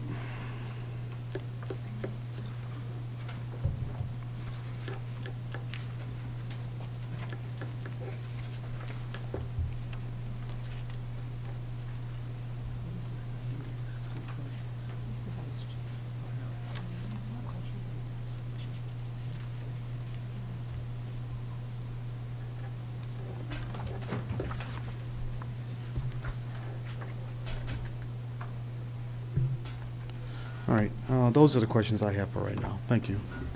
Ms. Grant, do you have any questions? You discussed that Talk more Can you- directly can you into s- the microphone. yeah. you discussed that you were thinking of kind of people who were downsizing for, as a target or audience. That's what we were, correct, that's what we were directed by the Paul, applicant. can you Yeah, also? Can you also? We can't hear you. I wonder why. Okay. Is your green light on? Yeah. It is. Now Well, we can hear you. maybe if I speak into it? Yeah, need to get a little All right. closer. I'm sorry.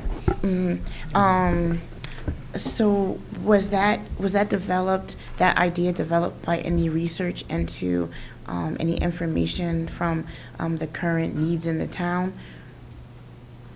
Our planner might be able to speak to that more, but having sat through a bunch of these hearings myself, is the larger scale size units, which is what is proposed here, they tend to attract the people in town that had very large homes that they want to downsize but still have a nice size unit and still stay in town. So, but our planner can address that question in more detail. I could just address it based on my experience. We designed 2 buildings on Bloomfield Avenue next to the Shell gas station over the last 10 years. One's called the Vestry, the other is Montclair. And both of those prospective tenants asked the owners if they could remove walls between the units to put 2 units together so they could sell their homes in Montclair and live downtown. So we have that experience, but it really varies what the types of units throughout town. So, Okay, thank you. thank you. My other question was the support columns for the unit number 4. What material is on the support columns? So the support columns that come down to the parking area, Mhm. those are concrete. Okay. And the color of the kind of like it's like kind of an extension for the 4th floor. Why the dark color? Or is that the actual color? We haven't selected the colors yet. Oh, okay. We've tried many colors Mhm. before we came up with this. The only thing we're sure of is the brick color on the front, that it should relate to the existing brick along Woodland Avenue. You know, the dark, the gray that we're showing, we wanted to have it sort of set back or almost be. Can you repeat that? Sure, I'm sorry. You're saying that what's depicted, for example, on slide 28, are those the colors or not? We're pretty sure that the brick will be that color. So we want the brick to be similar to the brick along Woodland Avenue. That's important.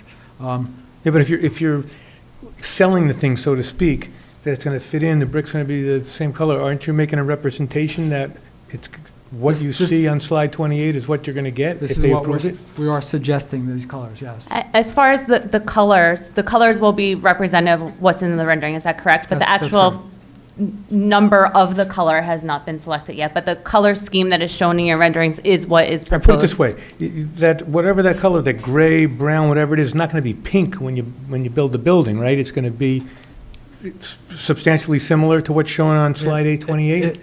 If I have a say in it, it will look exactly like Okay, what this. if the board has a say in it? What if they say if they want to approve it, they impose a condition saying it's got to be substantially similar to slide 28?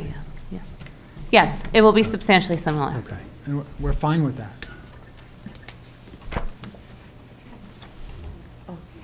So, my question was why the dark color, if that's the color like you just said? Usually the dark serves to set a building back as compared to a light color, which would make it look bigger. So the dark color is to make it recede. Okay. Was there a discussion of having a fifth unit in respect to affordable housing options? I mean, you talked about that a little bit. I wasn't involved in the design, but I think 4 units is what's proposed. Right. You said that it's not required. I think what she's asking is, okay, it might not be required. Has it been considered? You want to know whether it was considered, right? You know, Yes. we have not had a discussion. We have not had a discussion about a fifth unit. And correct me if I'm wrong, Paul, but I think the idea was that this is a 2-family zone, and given the size of this lot, that it would be likely that it would be approved for 2 families at a point in time. So putting it together as one building is really where the idea came from. Correct. You may not know, but I just thought, it's just a question. The lot was joined in 1934, and what happened for the lot to, the lot was not joined in 1934. Do you know what caused it to be joined? In other words, she's asking when did the lots merge, if you know, and why? Yeah. Yeah. What we believe, on the 1934 Sanborn map, it's 2 separate lots. It was 2 separate lots when our client purchased the property in 2009. At some point in time, we believe that the town, on its own initiative, the tax assessor likely, merged the lots into 1 lot. Okay. Wait a minute. There's no deed of merger that was, No.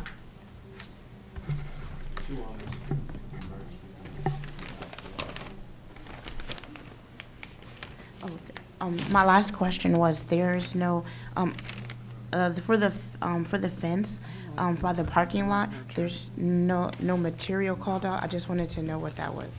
Okay. Unless I overlooked it. I didn't see it, material called out. The, it's not in the PowerPoint, but it's in the drawings that were submitted. There's a page of site, S-I-T-E, site details, with a detail for the wood fence.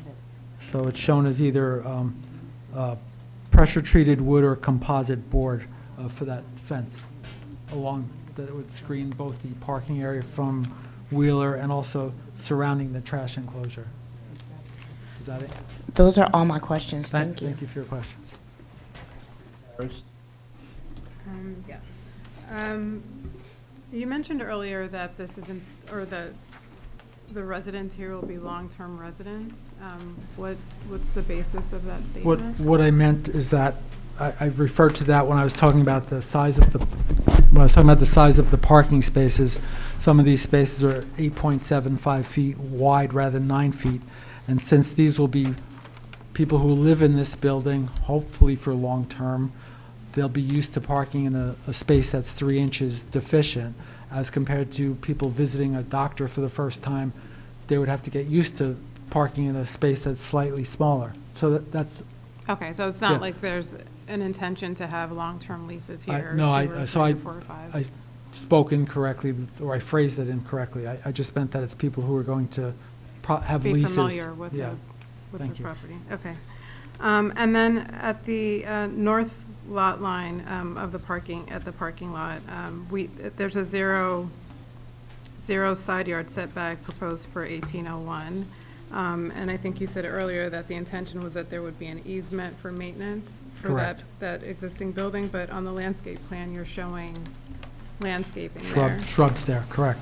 But there would be the easement, we're proposing an easement to allow for ongoing repairs to 5 Wheeler Street, in the repairs that might be needed in the future.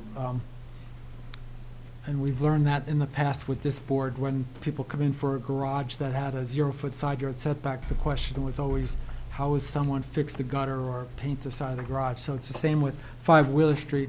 We need to have space. And in this case, we're putting shrubs there, but maintenance person would have to step around the shrubs. But there would be an easement to allow them at least to access it. Is there a note on the plans talking about this easement, or you're just saying this tonight? No, there should be a note on the plans, because this was decided. Yeah, can you just find the note on the plans?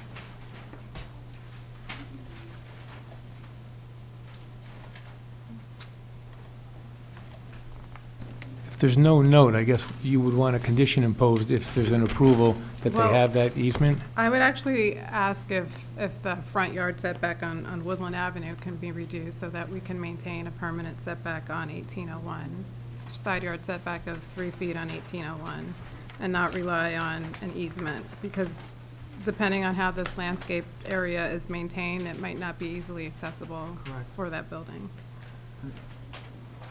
So, yeah, I mean, that would be. Yeah, to move the lot line to the 3 feet over rather than rely on the easement. Right. I think that's acceptable. Oh, So in other words, I see. jog the lot line. You're gonna jog the lot line? Oh, sorry. That's what I'm requesting, yeah. If we can consider that, if that's what the board as a whole would prefer, sure. And we eliminate the front yard setback on Woodland Avenue. Right, and that's more in keeping with the rest of the buildings on the street anyway. Okay. So the note about the easement, if you look on slide 14. No, I'm not talking about on the slides. On Is the there a note drawings. on your plans? It is. So drawing SD 102, there's 3-foot wide access. What note number? Okay, look where it says lot 18.01, existing 2-story, 2-family dwelling. Yeah. You see those words? To the right of that, in vertical letters. Let me show you. 3-foot wide access easement for lot 1801. Okay, and what Ms. Harris is asking is, rather than have that 3-foot wide access easement, if you could jog the property line for that 3 feet. And what the applicant's attorney has said is, They consider. if the board wants it, they'll do it. If only Ms. Harris wants it, they're not gonna do it. That's how I interpret what she said. So do I. Whatever is most amenable, I think the applicant is okay either way. I didn't know if, yeah, I guess that's the comment, right? Is it not- But that would eliminate that variance also, wouldn't it? Not No. totally, but it would, because it's a 10-foot side Ah, yard setback okay. that's required. But Make it a little better. it's better than 0.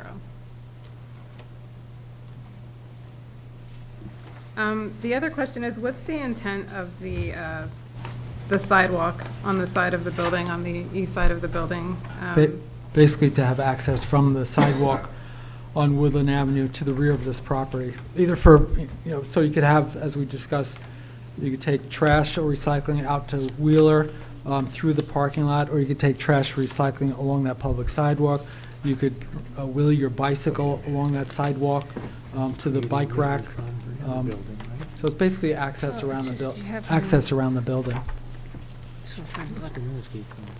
I mean, I think you have the same access through the parking area, and I think you can eliminate some impervious surface by getting rid of the sidewalk that. And have that landscaped. Yeah, and I don't know that, a building occupant would actually want to go down Right. that sidewalk to And you just access the building. I This front yard don't setback. think we have a problem with that. Can I go back and ask you, Ms. Harris, another question? When you say jog the property line, we're looking at this, you would want 3 feet to do maintenance on the building on lot 1801, and you would want 3 feet.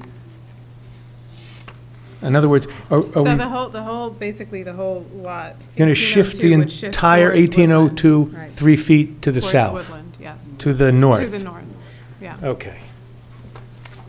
And just so I understand. Move the building towards Woodland so that there's a 0-foot setback on Woodland, and then is the lot line staying the same as proposed, or we're changing the We're lot line as moving the well? lot line. We're moving the lot line Yeah. still, okay, Right. with the And jogs, so that okay. there's no And- required easement. And you would still have the landscape buffer between the Yes. parking and the new property line? Right. Okay. Okay, now I get it. Thank you. But eliminate the easement. Yes, But you would eliminate the easement? right. So my next comment is the elevation on Wheeler seems massive, and I think maybe it's just the way it's rendered, but the black is probably not making the building go away, especially when you have it on page 23 in relation to the other adjacent properties on Wheeler. It just seems out of scale. The terrace on the third floor, the fourth floor unit is humongous. Is there any way to slide that unit forward so that we don't have such a mass adjacent to, because it doesn't even look like there's that much relief from 5 Wheeler Place. It just looks like that building has taken over. Yeah, it is slightly deceiving because this view that's a pitched roof. So it's not like for example, this building, which is but almost the same height as the peak of this roof. This is a solid front wall, whereas this is a pitched roof along that side. So it's solid all here on that second floor, but then it slopes back there. So it does look massive in this view, especially like you said, since it's dark color. I mean, it's just that my comment in general is that I think these units are much larger than they need to be. I understand your target market here, but still, like some of these closets and bedrooms are gigantic, and if you're you're coming before the board for variances on the building size, I think maybe you can be a little bit efficient with the floor plans and not have them be so massive.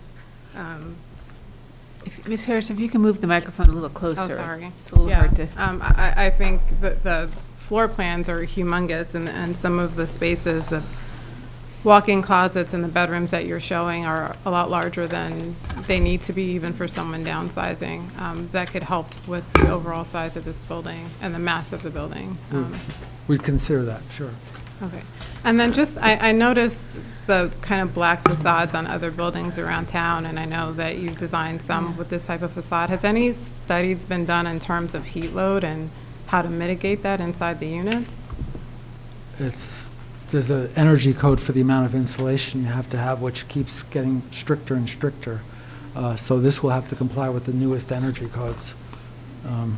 Okay, and then are there any other proposals in terms of sustainable building features that you're proposing here, other than the EV-ready parking spaces? Right, it's the EV-ready parking, it's the native plants, low water use plumbing fixtures, probably a healthy insulation and not something that has formaldehydes in it. So things like that.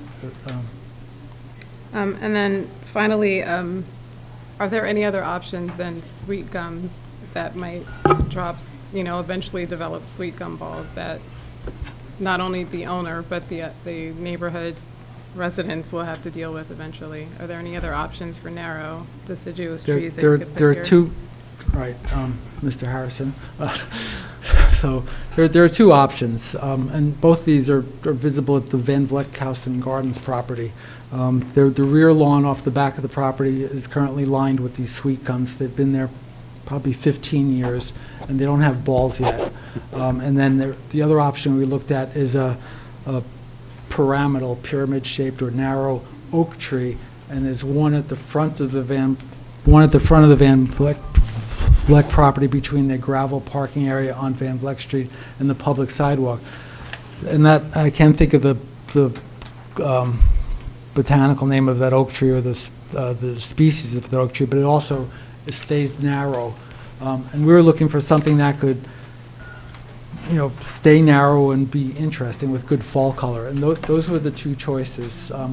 Again, at the Development Review Commission, we discussed whether these would develop balls. They could. There's no guarantee that they wouldn't, but we'd consider the other oak. Is there one that's is there a reason that you guys went with the sweet gums as opposed to the oak? Yes, after the Van Vleck plant sale about 5 years ago, I purchased 3 for my own house to line my driveway. I love them. The fall color is just bright orange and red. In the years I've had them, there's no balls, but mine are only, maybe 3 feet in diameter and maybe 18 feet tall. I just think they're stunning in the fall. The oak, and I invite anybody to go see the oak tree also, but it's pretty nondescript until the fall. In the fall, it has a sort of a yellow color. And does it drop any pods or seedlings? No or anything like that? acorns. Okay. No, just not as Vibrant. well. Yeah, and the leaf of the sweet gum is it's almost star shaped. It's exciting for people, I think. It's exciting for me. It's exciting for children. People walking their dogs, unless there's balls, sweet gum balls, would like to see the tree there. Unless you have a very furry, curly-haired dog. Yeah, or stepping on it. Right. Yeah. Thank you. Thank you.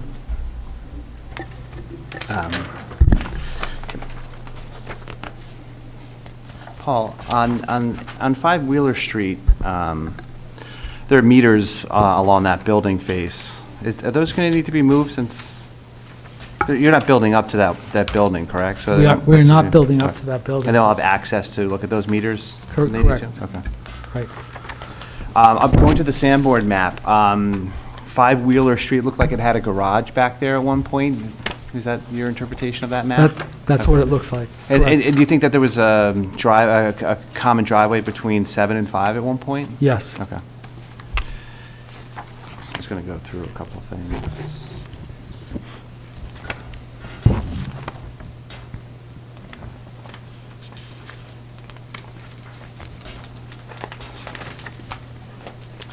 On the following, the thought of making a 0 setback in the front of that, and then moving that down there, is it, I mean, does shrubbery need to be put in that? Because it's a building that's a kind of a brick wall, right? Do we need to shed the parking from a building like that? Could we just maybe keep it the way it is, but not have shrubbery along that parking face on that side? So are you referring to the Wheeler Street side or Woodland side? I'm just talking to my colleague, said to move everything down, so you have the shrubbery back there.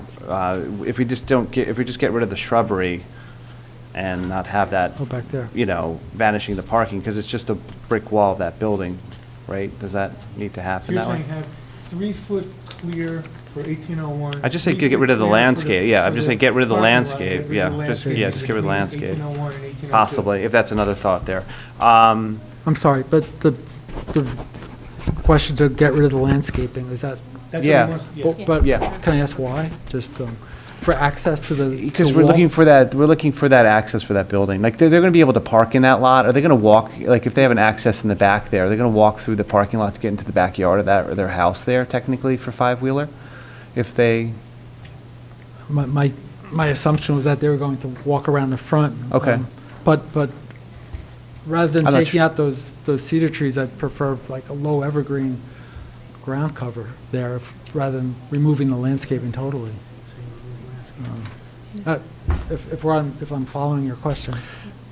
yeah, I think we were always concerned, it's just like, that building has 0 side setback on that, and we just Oh, wanted okay. to have some sort of freedom More- for more them there, I open guess. space. Yeah, okay. Fire or whatever. So I- That's that Okay. theory in that sense. So I would recommend the same bearberry shrubs that we're using elsewhere.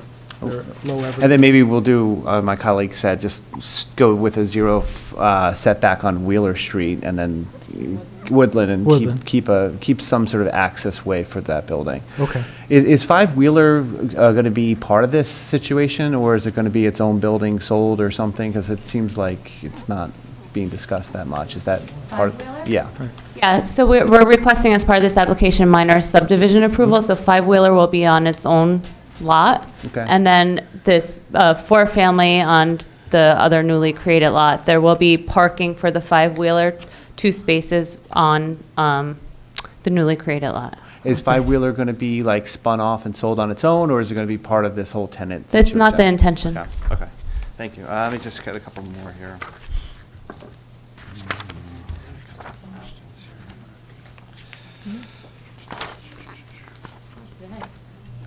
It's not the One intention, last- but if.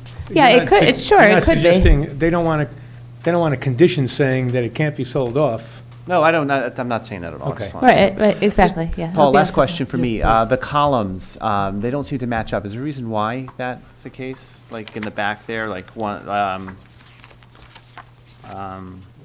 like the rear one, parking 10 is a little bit set back from the Yes. 1 and 6. Is there a reason why the column is just set back, not like at the end of the house there?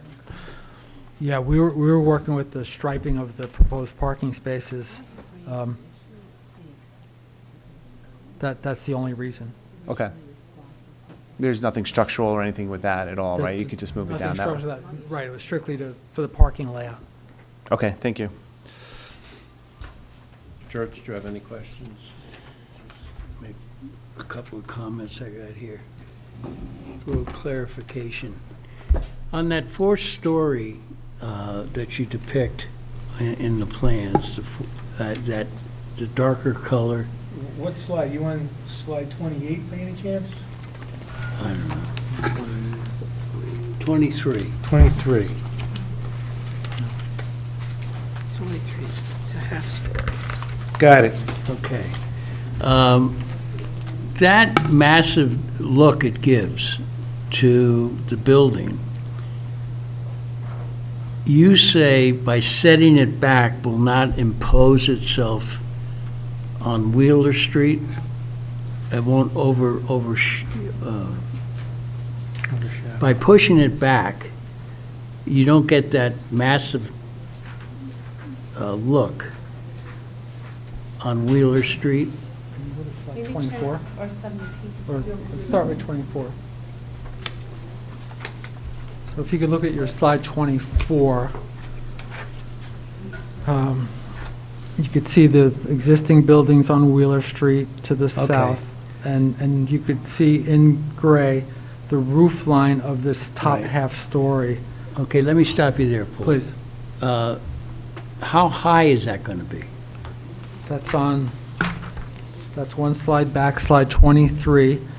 So the peak of the roof is 34, as you can see 34, on slide okay. 23. The peak of the new roof is 34.7 feet. And for comparison purpose, That's Yeah. pretty much bigger than the adjacent buildings. well, it's lower than 2729 Woodland, as you can see on the top, by, 3.8 feet. It's higher than the building at the corner of Woodland and Wheeler, which is 27 feet. And then it's taller than, and these are realistic numbers, it's taller than 5 Wheeler by, 6, almost 7 feet. Almost 7 feet. To the peak of our proposed building. It's taller than 7-Wheeler, but then it's about the same height as 9-Wheeler. And again, you could see 9-Wheeler, which the windows are not shown, but it's got that front wall. So it's 34 feet to the peak of So it's that about the building. same as 9. Correct. Okay, let me ask you this. I forgot it. You're saying by stepping back, that what looks like a massive addition is not really as opposing. It doesn't impose itself on Wheeler Street or on, and I'm not going by the drawings or anything. I'm saying once it's built, by stepping it back, it's not going to give that impression of overwhelming either Wheeler Street or Woodland Avenue. Is that correct? That's correct in my opinion because of the pitch of the gable roof. If this was a Okay. big box, that would look massive. But Okay. as you can see on. But once the gable roof comes in, it slides it out of, Correct. it softens the eye line. Because it's a pitch, it slopes up to that peak. And that's, okay. Isn't there also an All right. incline on Wheeler Street as you move, as you move in a southerly direction? Yeah. I'm looking at the photos.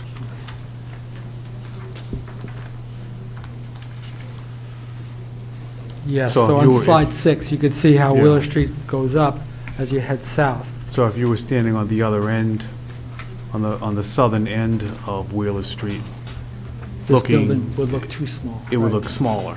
Yeah, I'm just, yeah. Yes, thank you.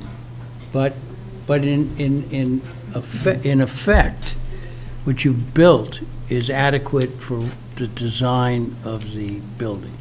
It's just the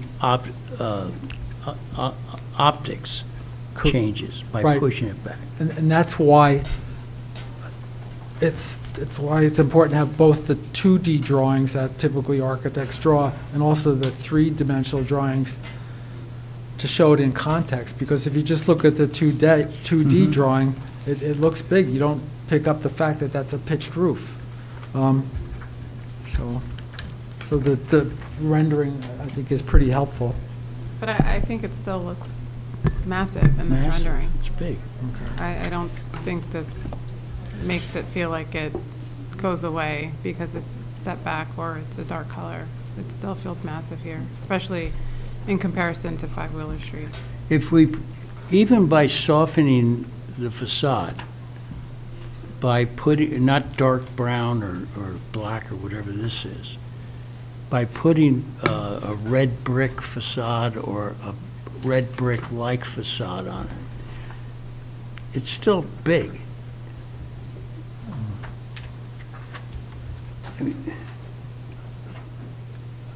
I think it would look bigger if it was the same brick. Okay. Mr. Viera? I have no. Thank you, Mr. Chairman. Mr. Sionas.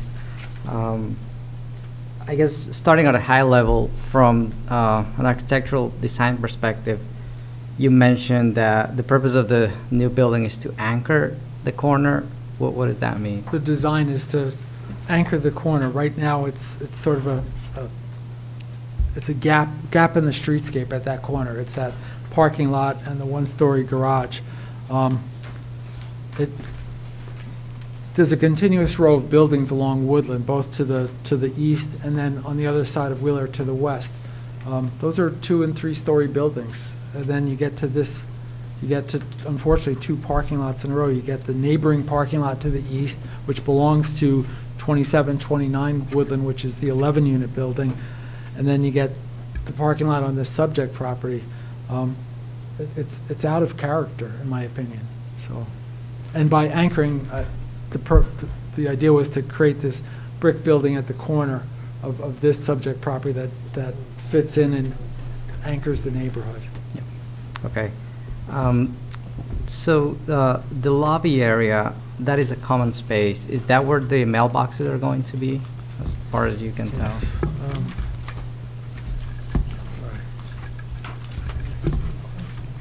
Sorry. Slide 21. But to answer the question, yes. Yeah. And then moving on to the, to Unit 1.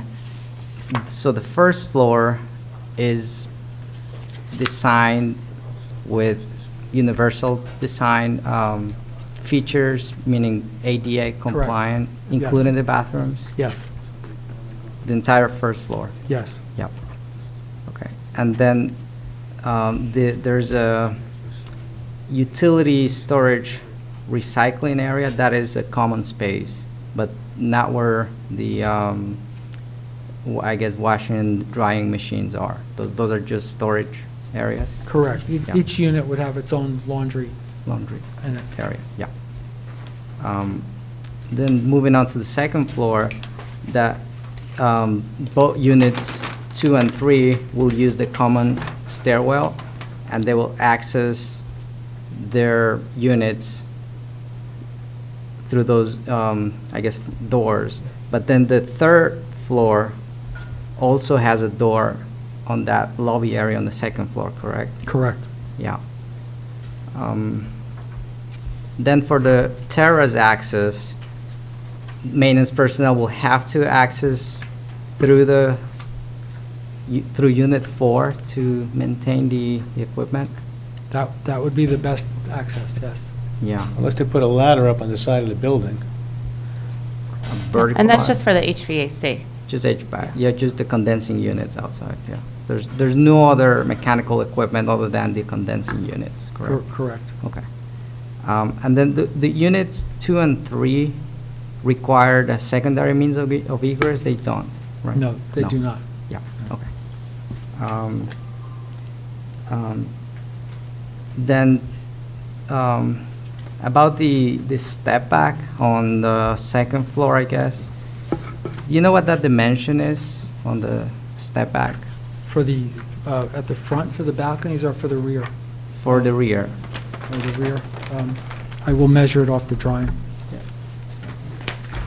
I couldn't find it, so.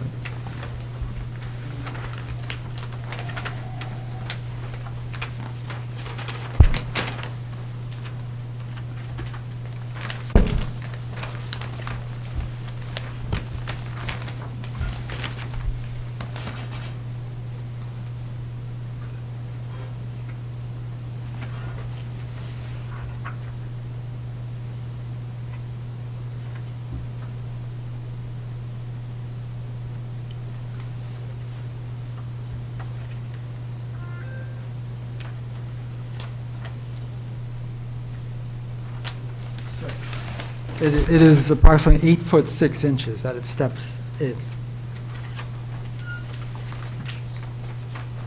Okay. Correct, 8 foot 6 inches.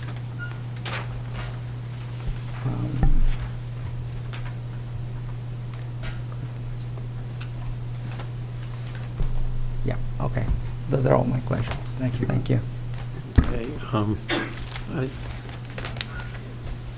well, I guess I want to start off just to clarify something that you had testified to, going to slide 4.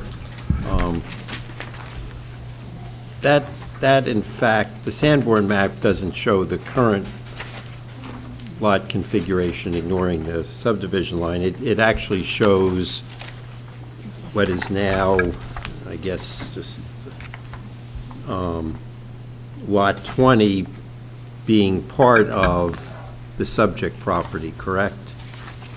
The Sanborn map shows, It shows so it shows what is currently Lot 20. as being as part being of part what of what is this- now Lot 18. Correct. Correct. And at some point, that got subdivided off and is now the parking lot for the building that That is existed correct. there. Okay. Let me, in response, I guess, to Ms. Harris's questions on removing the sidewalk along the eastern side of the building, and you had indicated that could be done, is that correct? I indicated that it could be done and could be replaced with landscaping. Okay, and if you were replacing it with landscaping, what landscaping would you put there? My preference would be to put landscaping that you could not walk on, if the point is not to have people walk there. It's the, Would you continue the bearberry that you're otherwise proposing no, on? the bearberry is good next to parking areas because it's good, it's very salt tolerant, it stays 12 inches tall, it's evergreen, but we could do something taller there. And I'd have to think about the sun exposure too. Well, you, The it east- actually, until someone builds on the adjacent parking lot, it gets lots of sun. I mean, it's going to get morning sun. Gets morning and and midday most of the sun. afternoon Correct, sun. Correct. So there'll be good choices, but, could be something, that gets 3 feet tall. I'm not going to touch the sweet gum issue. I've been racking my brain since this came up. We had a client who was proposing it many years ago, many, probably 10, and I've been trying to remember who it was to go out there and see what's happening, but I can't remember. Go to Paul's house, he has sweet gums. Well, I have He this did- slender Paul silhouette. has very young sweet gums. But It's if you just go we- to Tourist Park, there's mature sweet gums with balls all over the place. Yeah, I have, Yeah. my neighbor has sweet gums that were probably there when the houses were built, Yes. and billions of them in my backyard. Right, Is, right. and when the wind blows, they're in the front yard too. They go over the house, bounce down, and, okay, I'm not going there. I guess I want to go, you said in terms of that fourth floor study. Third that- floor. The fourth unit study, that there wasn't a window, but based on the elevations, it looks like there's a window where that room is. Right, I said it was not an egress window, Okay, so. but Why is it not, how do you know it's not an egress window? Let's find the drawing. I'm not sure why it's different than the windows on the bedroom on the other Yeah. side.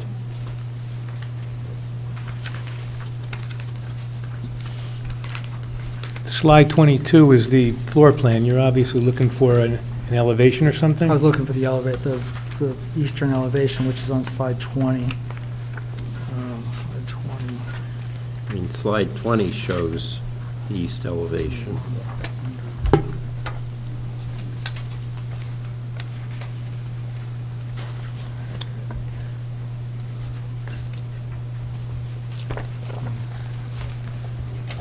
You're saying it's a non-operable, non-opening window? Oh, it looks like it's a fixed window. Yeah. Yeah. Is that what you're saying? That's what it shows. Yeah, what if you made it, instead of having a fixed window, if you changed it to an opening window? That would give you means of access out the window, right?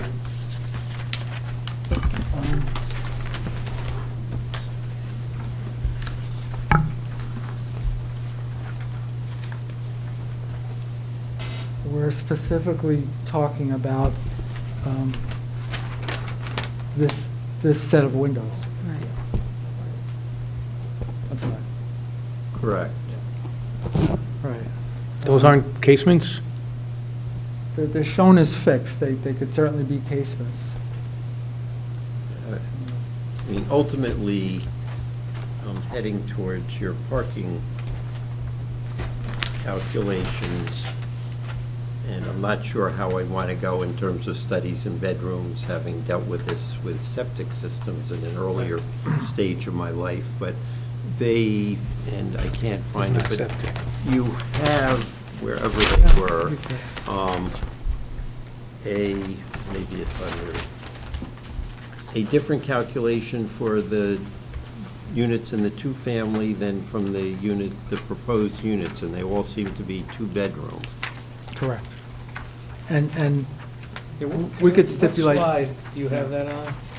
I'm sorry, we could stipulate that could be a fixed window to make sure it 26. stays as a study. I'm beyond that. Okay. Look at the parking.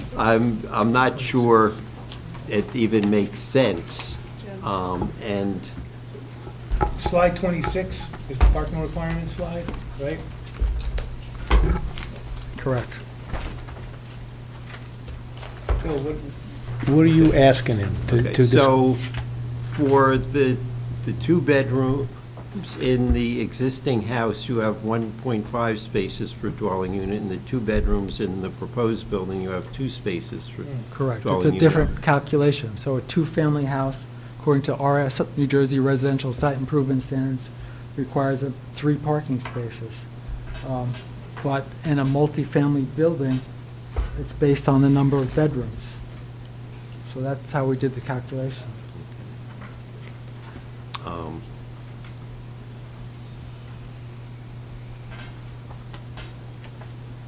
Why don't you ask hypothetically, just to see what the facts would be, assuming you added 1 bedroom to that unit number 4, what would the parking calculation then be? You'd have 3 2-bedrooms and 1 Right. 3-bedroom. If it was, I think it's 2.4 for a 3-bedroom. So it would kick it up- Kick it up by .4, 0.4, .4 parking spaces. and under RSIS, do you Under round? RSIS. Right, but under RSIS, do you round down? Yes, If So it's the less than parking a half. requirement would remain the same. right. But you could somehow stipulate that that would remain a But study. listen, Yeah. he's not asking for Sorry, that. He's just asking to see what The parking. impact it would have on parking. The answer is, it would have no impact on parking, Correct. So, right? Thank you. yes, so it Yes. doesn't matter, I'm not sure why you don't want that to be a regular window and give flexibility. Right, we were requested to have 2-bedroom units with either home offices or studies, and that's what we're showing. But I would think it would be better for the property owner to have the flexibility to have, whether they have it as a study or a Agreed. bedroom. You're right. I'm not going to require you make it not going to put a condition on it. It just seems, He's pitching you a softball if you get it.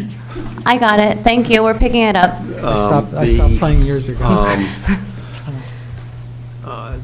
the Neglia memo, you said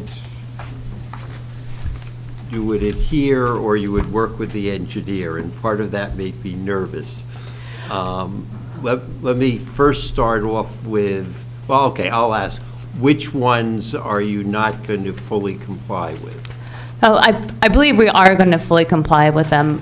There was I don't want to call Bill up right now, but Bill had also, Wilt Stimmel, our civil engineer, had went through the report with Neglia, and they were good with all the comments, and Paul said that he can comply with all the architectural comments. So we are complying with all the comments, is what I will say, Makes to life make it easy. Sure. simple.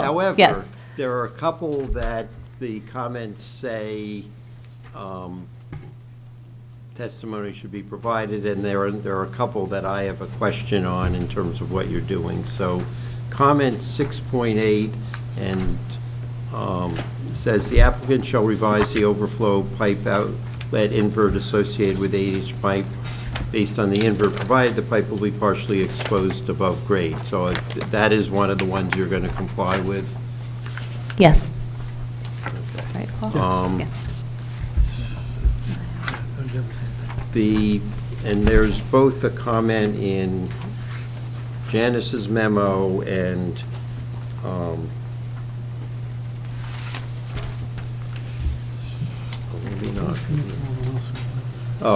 concerns about the location of the handicap space, and then comment 7.3 says testimony about access from that space to the building. And it's a combined question of, did you consider moving the handicap space? And regardless, how is the person getting to the building, since the space is the furthest space from the building, which is normally not what you would do. Right, we did not consider moving it. The location is good where it's shown. It actually works well with the walkway to the front entry on that east side of the building, unfortunately. Ms. Harris, I forgot that was one of the reasons we had that sidewalk, was for the barrier-free access from the parking area around to the front. A little easier than going through the parking lot, but it could still go through the parking lot. So, Right. I mean, part of this is what you want to do, and then part of this is what we want to do with what you want to do, but at this point, the logic of having the space there, in my view, was only because it tied into that sidewalk going down the east side of the building. If we're eliminating that, then it would seem the logic would be to move the space over to the Wheeler Street side of the parking area. I agree. Okay, so, Yeah, we could lose. Yeah, that's problematic in that we could lose this parking space if we did that. The striped access aisle works well where it's shown. But if we change the parking lot around and put the striped access aisle on the westerly side of the property, we would lose a parking space. okay, I think probably we need to discuss the trade-offs there, and, but I just wanted to clarify, you know, how competing interests were interplaying with each other. I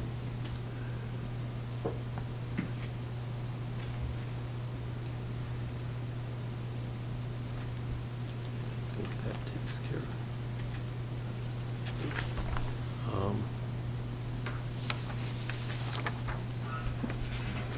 Okay, there's, on comment 8.13, it asks you to clarify the alignment of the bike rack, and that also relates to the walkway, and it becomes irrelevant if the walkway's going away. But if the walkway's staying, will the bike rack interfere? You know, will the bikes parked in the bike rack interfere with the walkway? It will not. It will not interfere with the walkway. The bikes will be parallel to the walkway. The comment 9.3 concerns the rectangle adjacent to the new stop sign. Just wants to clarify what's you're showing there.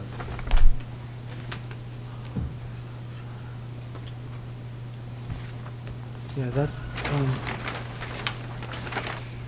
there's a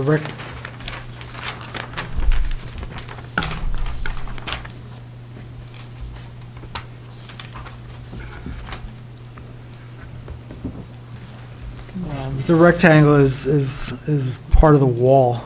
If we look at slide 19, to the left of where those two people are standing, that's that rectangle.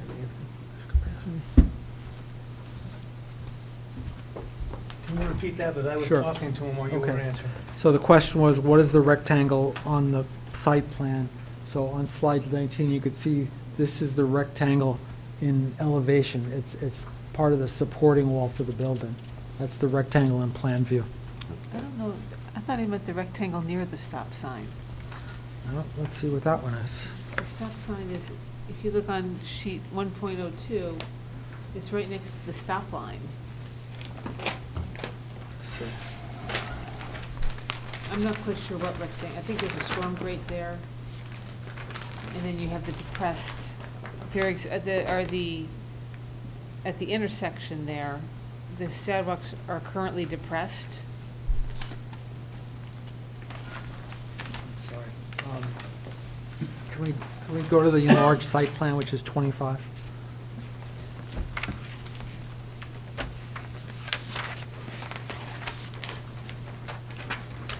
So the only rectangles I see is the painted stop bar, where I'm pointing to. That's a 12-inch wide painted stop bar that's painted on the asphalt.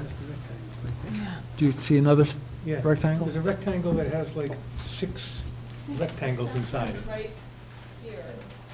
So here's the stop bar. I believe this is the storm drain.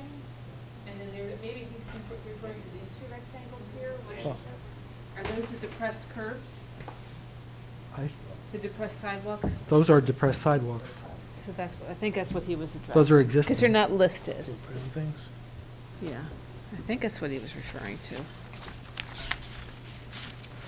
Bill, what number was that in his report? All right. Okay. 9.3.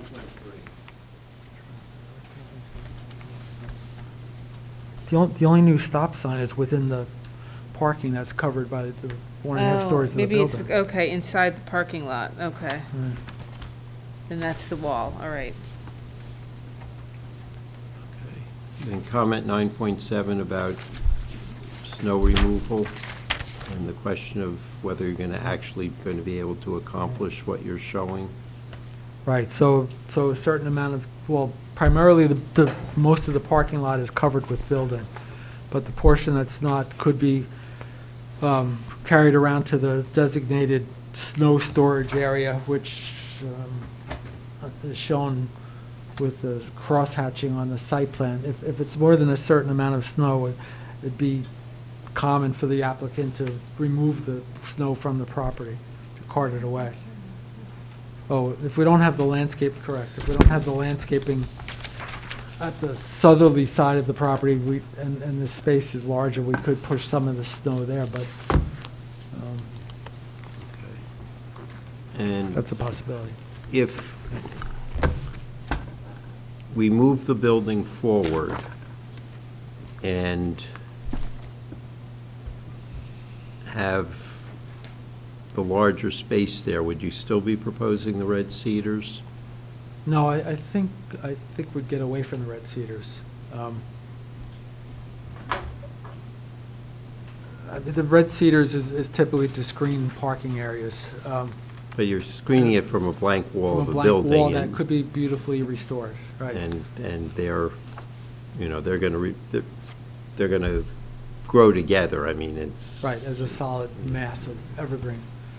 um, We could look at other plant material there. In here. This will be bigger now. Right, one of the, yeah, we discussed the bearberry there, which is the low evergreens, but might be something more suitable. There's a part of my brain that wanted to ask something else, but it's run away from it, so I won't ask it.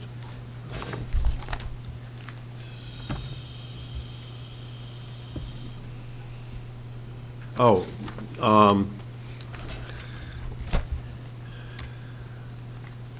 I need you to go to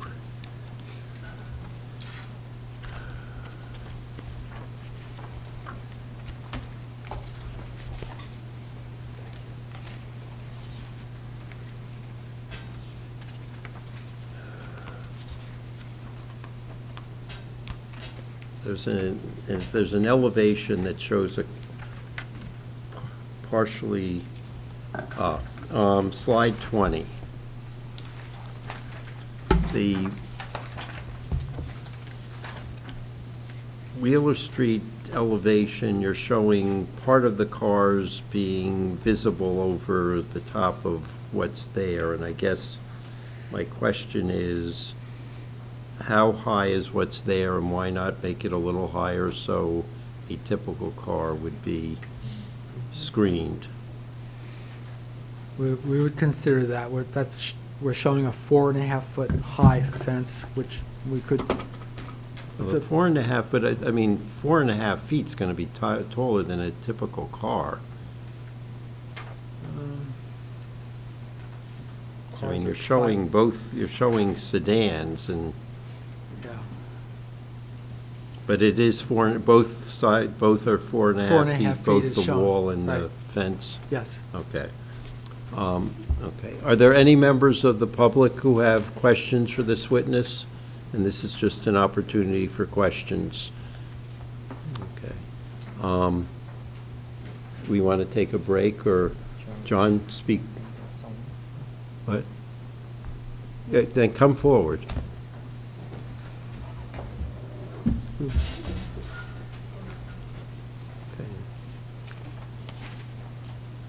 And again, this is just to ask questions. There'll be a later opportunity where you can have I'm worried comment on about the application.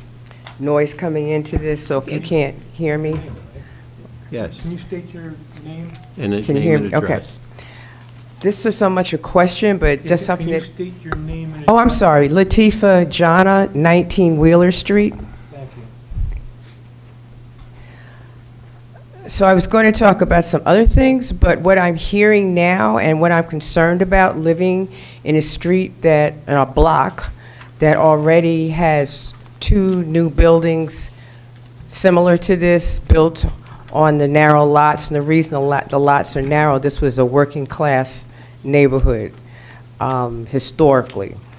And with 4 additional units, 2 in each of those buildings, renting for $6,000 a month, and one of the buildings now being sold for $1 million. And we're now hearing that another building is coming, specifically looking at a population of people who are leaving one side of town because their big houses are too empty to come into affordable neighborhoods. Okay, And so my concern and question is, what is the town going to do in order to maintain affordability if we are bringing in people who clearly can live anywhere else in town, but you are building to bring them into the affordable, what was once an affordable neighborhood?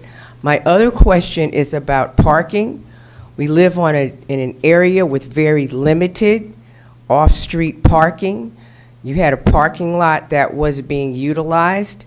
Once that parking is gone, what again will the town be doing to address the parking issues that are going to ensue from the loss of this particular parking spaces during the construction? We're going to lose the legal on-street parking that is in the neighborhood. What is the town going to do to address that issue? So I have these concerns. I know the developer came into the neighborhood saying that our neighborhood was run down and dilapidated and it needs to be uplifted. I do not see eliminating affordable housing as an upliftment, because that is what I am living in the middle of right now. Okay. We're going to turn what you said into a question for the applicant in terms of, do you know, are the spaces in the existing lot rented to people in the neighborhood? I do not know. I would have to ask the applicant. You're an expert. You're allowed to ask the applicant and then report back. A few spaces are rented to nearby property.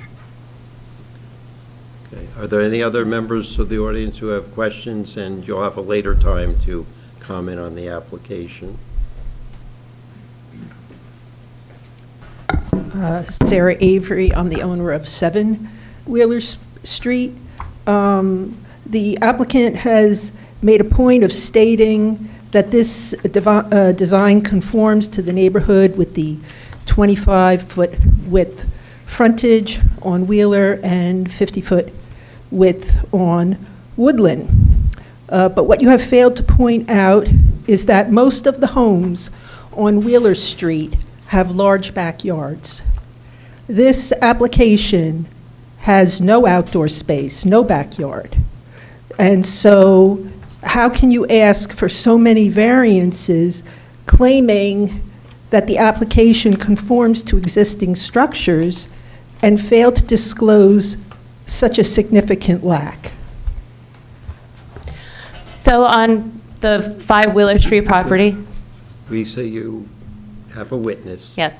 If you want to discuss the 5 Wheeler Street rear yard setback that is existing and will remain if the proposed subdivision were to be granted? Right, so 5 Wheeler Street is a rear yard that's very similar to the rear yards of other houses along Wheeler Street. She's asking. She's not asking about I'm 5 asking Wheeler. She's about asking about the Woodland. new building, Oh, the one on Woodland. So we said it complied in that the lot Right, and width. her question is, Okay, thank you. does it have any green area in the backyard? Does it have any green area at all anywhere? That's what she wants to know. Okay, so the outdoor space are the terraces on the building. We Now, I just- understand. She wants to know, are there any green, ground-level open spaces around the new building? There are no open spaces around the building. There are landscaped areas around the building, but not lawn areas per se. So then she's asking, if that's the case, on what basis are you saying that that complies with the neighborhood scheme, so to speak, if the new building doesn't have any outdoor grass areas, when according to her, all the other houses on the street On Wheeler have Street. outdoor grass areas? Right. I think there's 2 questions there, though, and if I can ask Paul the one question. On Wheeler Street, where the Miss Avery lives, on Wheeler Street, the lot that we're proposing to create on Wheeler Street, which is 5 Wheeler, there is an existing rear yard, is that correct? Correct, but And- it'll be changed from asphalt paving to lawn. All right, I was going to ask that question. Okay. So it's approximately 40-plus feet, right, from the rear of the house to the rear lot line? Correct. Okay. And as part of this application, there's a lot of impervious back there today, and is the applicant proposing to remove approximately 600-plus square feet of impervious to make it pervious, to create a greater lawn area in the rear of the 5 Wheeler Street property? Correct. That's So what I if you look at testified. slide 13, that shows the asphalt in the rear yard? Correct. And you're saying if you look at slide 14, the proposal, it shows that that asphalt's been removed and replaced with, With lawn, okay, then, but can you go back to her second question, which is the new building? the new building.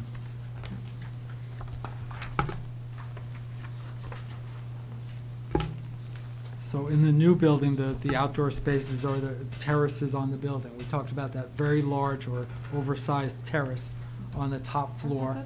Slide 24, please.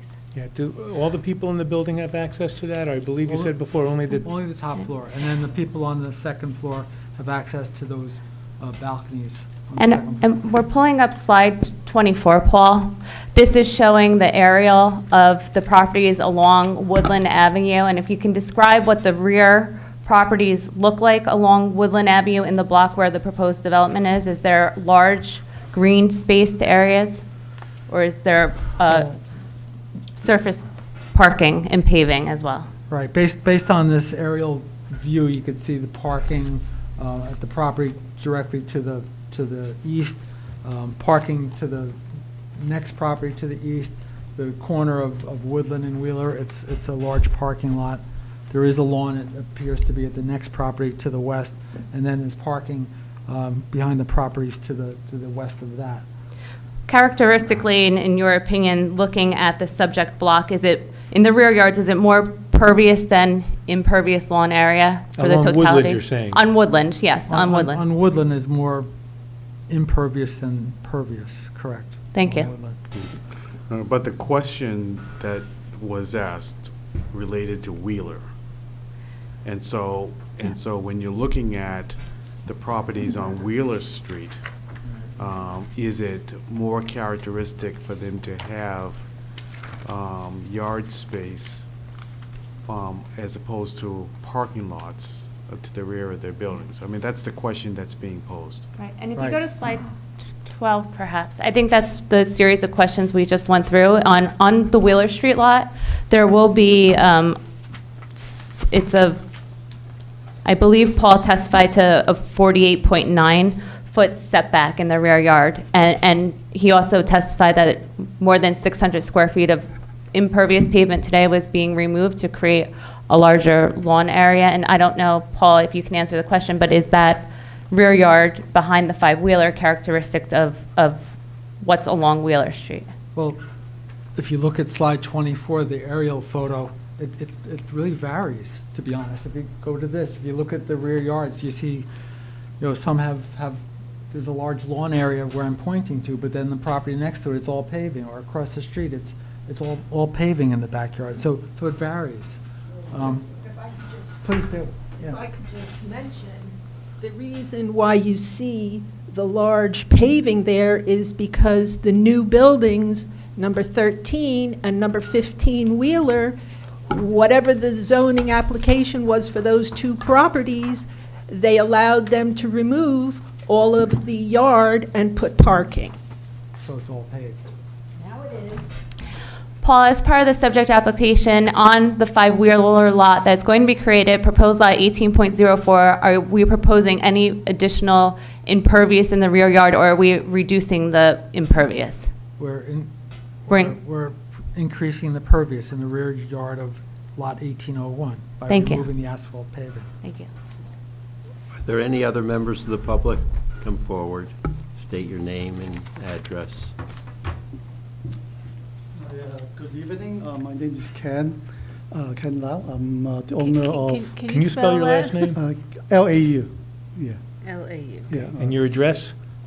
I'm the owner of 2729 Woodland Avenue, right on the east side next door. That's why I'm just want to comment on or ask a few questions. First, I see that the application seeks substantial variance from the requirement of the building roof and the space. I also want to first say the parking garage is not good. Anything's better than that. I give you that. But at the same time, I have a few concern. The building proposed is like occupy almost the entire roof of the lot, 50 feet, leaving only a 3-foot space between the building and the adjacent lot. If we change it to landscaping, I'm not sure how they can maintain this side of the building in the future when there's no space to work with. And I also a little concerned about the regulation provide for certain spacing and limit on the roof of the building and the space setback for certain purpose of light and air. When the building is so close to the lot line, one of the concern is, of course, the lighting and the shadow affecting others. So that's I asked the board to take a little consideration of that. And then some other practical things about that we are concerned about is when they build a building so close to the lot line, our use during the construction will be definitely affected. How the proposal can be addressing possible effect on the people using it next door in terms of noise, dust, and other issues during the whole maybe a year or a little longer construction. If the proposed building is going to take down to have a lower level, the requirement for underpinning, supporting the not next door when you are so close to, digging so close to the lot line. So I think those can be considered and addressed with plan. I don't know what the requirement is for them to do that. So I think if leaving a little more space between the building and the lot line will be a better accommodation for the lot. Of course, I understand they need certain number of square footage to make it make sense to them. So I want to post this to have to applicant and the board to consider and address this. Okay. Paul, to put that in a short question is, will the construction of the building, given the setbacks, impact the adjacent property, and what measures are being taken to avoid that from occurring? So it's my opinion that the construction will not impact the parking area on your property, and that the applicant would be willing to put a construction fence up to make sure nothing impinges or encroaches onto your property, to make sure any excavation is on his property, not yours. I understand your excavation will be on your side of the lot. On his but- side of the lot, On your yes. side lot, but when you dig down, the earth shift, so at a certain point that you need an underpinning to support the. Protection of your People- property, Yes. yeah. And also, if you are shifting the building to the North. zero lot line, when you do construction, you will close the sidewalk, because you need space to work. So what are you gonna do when you do construction, if you actually move the entire building to zero lot line, to the street? So that's something I think needs a little bit more thinking and planning. So if the building does get moved to the front property line, there's still several feet to the public sidewalk, right? So they. if Put they- this, please, let's put the slide up there and Yeah, show him, let's please. look at slide 14, slide 15 is good. So if the building moves to this front property line, they could, the sidewalk is down here. So there's still several feet between the property line and the public sidewalk. So I don't think they would have to close up the sidewalk, but they would have to put up a construction fence to protect the building, the construction site. Okay. And I believe the walkway probably will serve it a little better in the long run of making the building and creating space, Yes. but that's just different way of looking at it. Thank you. I did have a question for any of the other residents on Wheeler Street in terms of the on-street parking. Is there Can you cur- ask them later when they make their Oh, comments, so I sure. can swear them in? Because right now, if you ask them, they're not sworn. The two that spoke Yeah, those were just questions, those weren't their comments, I didn't swear them in yet. The other question about the lighting Yes. along that property line, based on your calculations, the lighting proposal complies with the Montclair code? Yes, Yeah. and it would not spill onto the adjoining property.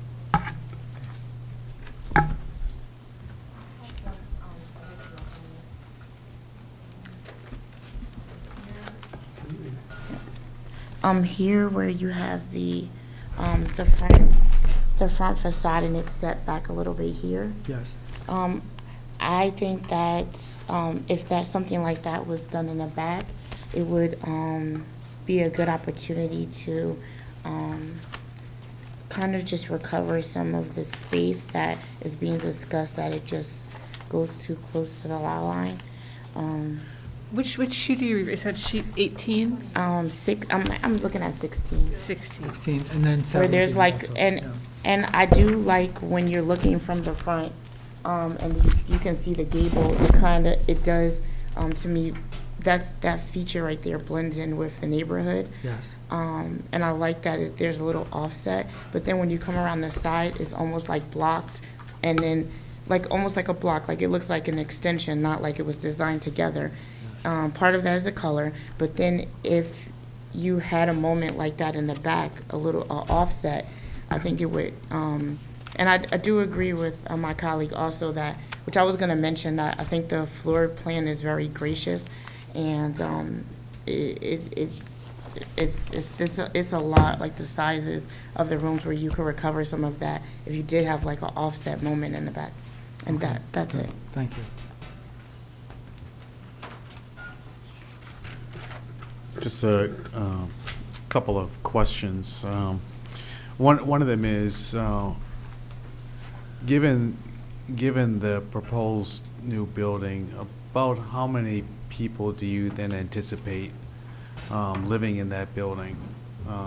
Because there is a question about increased density in the neighborhood. So approximately based on the number of bedrooms, what do you estimate the number of people being, that would be living in that building? I'm just taking a wild guess Yes. that 2 people per unit would live there, so 2 times 4 is 8 people. All right, okay, all right. You know, unless someone's a widow or widower, then they'd be a single person. Okay. And then the second question I have is, one of my colleagues raised a question about the scope of the apartments, or the units.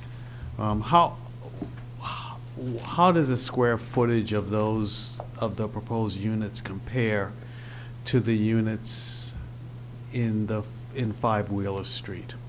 Is it 2 units that are in 5 Wheeler Street at this point? It's two units. in Yeah, so 5 how do they compare? Because it does sort of seem like what's being proposed are luxury apartments as opposed to what perhaps is maybe more of a norm in the neighborhood. I'm not sure, but square footage perhaps would help us understand how to compare. I don't have the square footage of that. I could look it up, the square footage of 5 Wheeler units. Yes.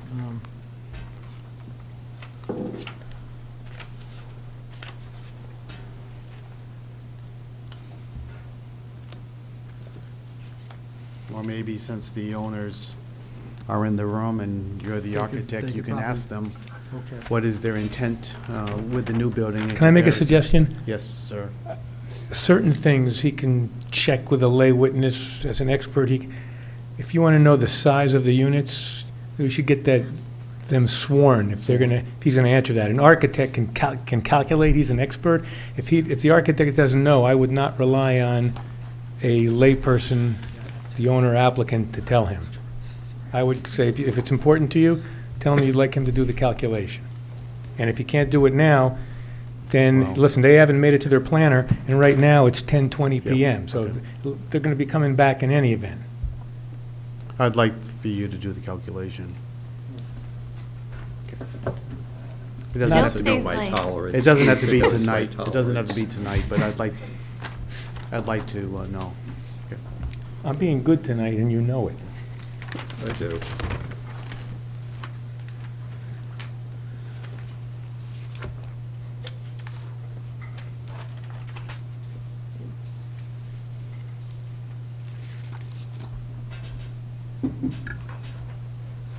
I don't have the exact square footage of 5 Wheeler.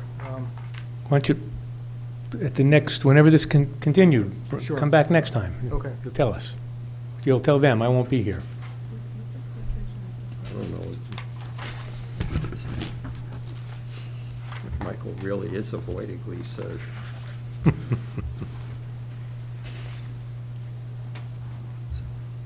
Listen.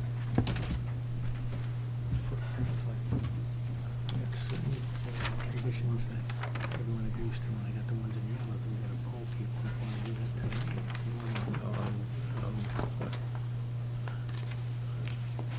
tonight. I mean, Paul, is that something you can find out quickly? Should we take a 5-minute break Should now? take a 'Cause break, it- or we'll come back with it next time, so I give you the real answer, rather than guessing. Okay. There are many things do we want to take a brief break now, is question 1 for the board. Okay. I guess the question would be, how late do you want to?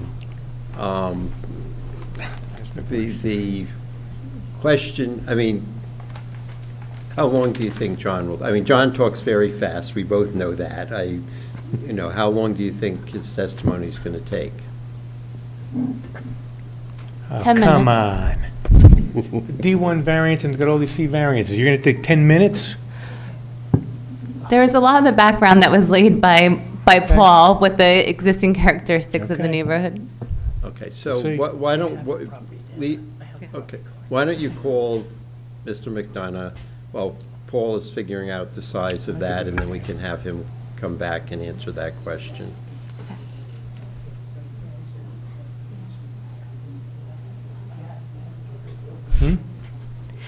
If we can have a 2-minute break, I think John McDonough has the property record card and can answer the square footage.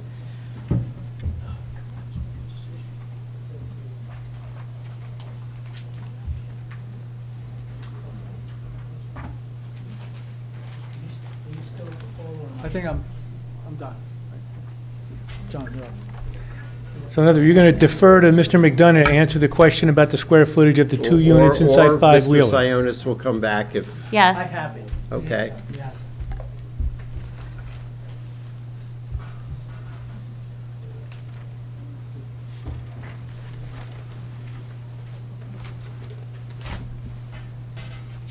I'm sworn, right? Should I take it away?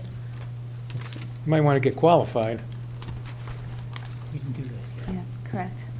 John, you're testifying in the capacity as a professional planner. Is your license current in the state of New Jersey? Yes, again, hi everyone, for the record, John McDonough, project planner. I'm a licensed planner, state of New Jersey. I'm also AICP, nationally certified, both current and in good standing. I believe John has testified before this board. If he can be accepted as a expert in professional planning, please. Yes, we accept it. Thank you. Okay. You want me to lead off with the property record card, what it says? Yes. 1,000 square feet per floor, per unit. They're 2 stacked units. I'm looking at the property record card right now, processed June 21st, 2021. Shows a floor area of 22 feet by 46 and a measurement of 1,012 feet on the first floor, 1,012 feet on the second floor, and then a 1,012 square foot basement. There's an open porch of 132 square feet and an attached garage of 1,100 square feet.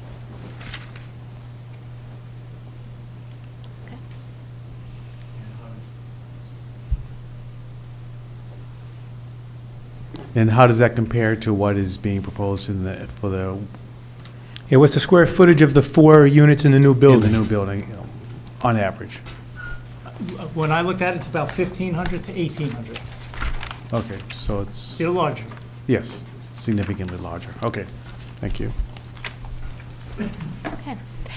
John, can you describe to the board what you did in advance of your testimony this evening to prepare? Sure. We conducted a standard planning analysis. We looked at existing conditions. We looked at proposed conditions. We looked at your zoning criteria, the relief that the applicant is seeking. It's laid out well in your professional reports. And then we applied the statutory criteria for, most importantly, a D1 use variance to allow a multi-unit building in your R2 zone where it's not allowed. And then the subsidiary C relief as well. Okay, there was a lot of testimony that was already given related to the characteristics of the surrounding community. Paul pointed out the variances that have been requested as well as the chair. Can you go through the planning proofs and your rationale as to why or why not the board should grant the variance reliefs? Sure thing. I think this is one of those applications where you have to see it to get it. You've seen a lot of visuals in that regard. I'm going to try to supplement that, not only with some more drone shots, but also some analytics as well, just to show you what's happening in the neighborhood from a numeric standpoint. So maybe we'll start off with the drone photos first. How many drone photos do you have? And are they all stapled together, or are they all separate? They're all stapled together, and there are going to be 5 of them. Okay, so this is going to be A2.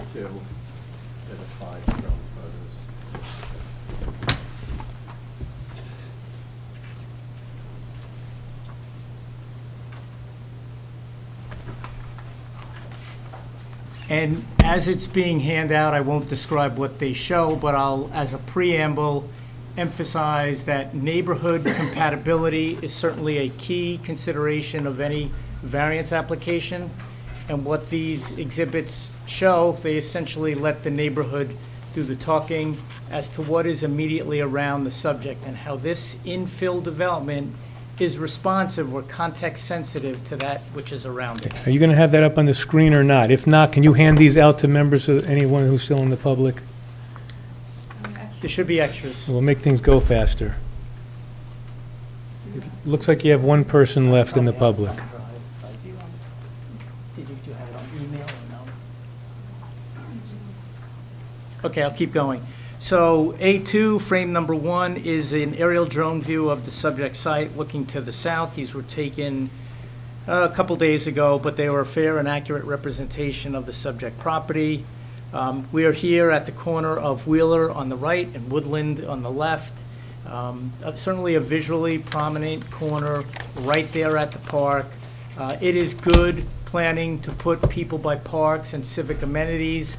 This is a site that's also located within a half a mile of not one, but 2 train stations as well. So this area is rich in civic amenities for sure. And we think it's good planning to concentrate people, particularly along Woodland where we are lining the park.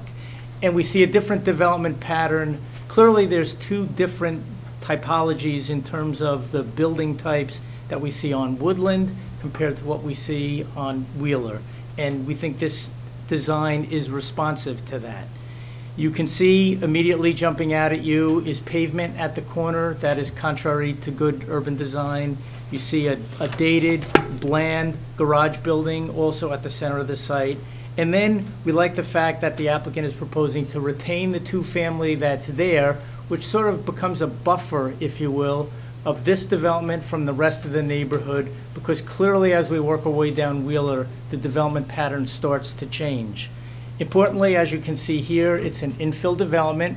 We've got 2, I'll call them boxy buildings, immediately to the sides of us. They are multi-unit buildings, and this is an infill in between. We have a 4-unit on one side.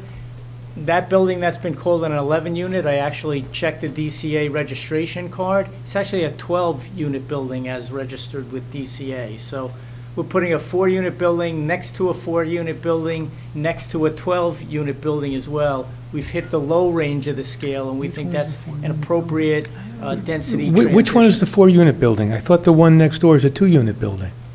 5-wheeler. Wheeler Street. Across Wheeler, that's across that Wheeler, in the okay. lower right-hand corner. Yep. Yep. And I can give you the DCA registration cards if you need them, or the numbers. Frame number 2, again, accentuates what I said at the outset. You've got this beautiful park right across the street. If you lived here, you have a crosswalk right opposite your site or right in the front of your site that connects you directly to that park. You've got good pedestrian circulation system in place here. It's a place that is certainly welcoming to put people right here. The lack of green space on this property, I heard some concern about that, is somewhat redundant given the abundant green space you literally have in your front yard or backyard, depending on how you want to categorize the park. Certainly, this application is going to take what you see in this photograph and make it a lot better, bearing in mind that building you see on the right, the 2-family, is going to stay. So we're only talking about concentrating the development where the garage and the pavement is. You've heard about making the site greener as well. Frame number 3 accentuates the 2 main themes that I'm talking about here. This is an infill site between 2 larger buildings. Clearly, those are not detached 2-family dwellings that flank this subject site as we look down Woodland, and also the beautiful foliage of the park immediately across the streets. John, can you just pause there for a moment and talk about the depth of those 2 buildings that are on Woodland? The one in particular that's on the opposite corner of Woodland and Wheeler, that's a pretty deep, large massing that's coming down Wheeler Street, is that correct? That is correct, and that'll come out, that's evident in the aerial photograph, the top-down view that you saw. We'll get to that in frame number 5, the very last frame. Frame number 4, we're now just sort of taking you circular around the property, is a view of the subject site looking to the north. Again, you get a sense of, for lack of a better word, the boxiness of the building to the right and the one to the left as well. An open pavement. You heard Paul use the word anchor. I use that phrase a lot. Anchored not as a noun, we know what it is as a noun, but as a verb, it means solidify or secure firmly, lock in. It's going to sort of define that corner, give it an edge. That's what good urban planning is. That's what good urban design is. Much like buildings, we may accentuate with a turret or an accent on the corner. We do the same thing with our blocks as well. So we think the applicant is anchoring the corner here in the verb sense. And then finally, that I think also gets reinforced, and what council said as well, that this infill development is going to be on par with the buildings that you see in terms of the footprint as they impact Wheeler as well.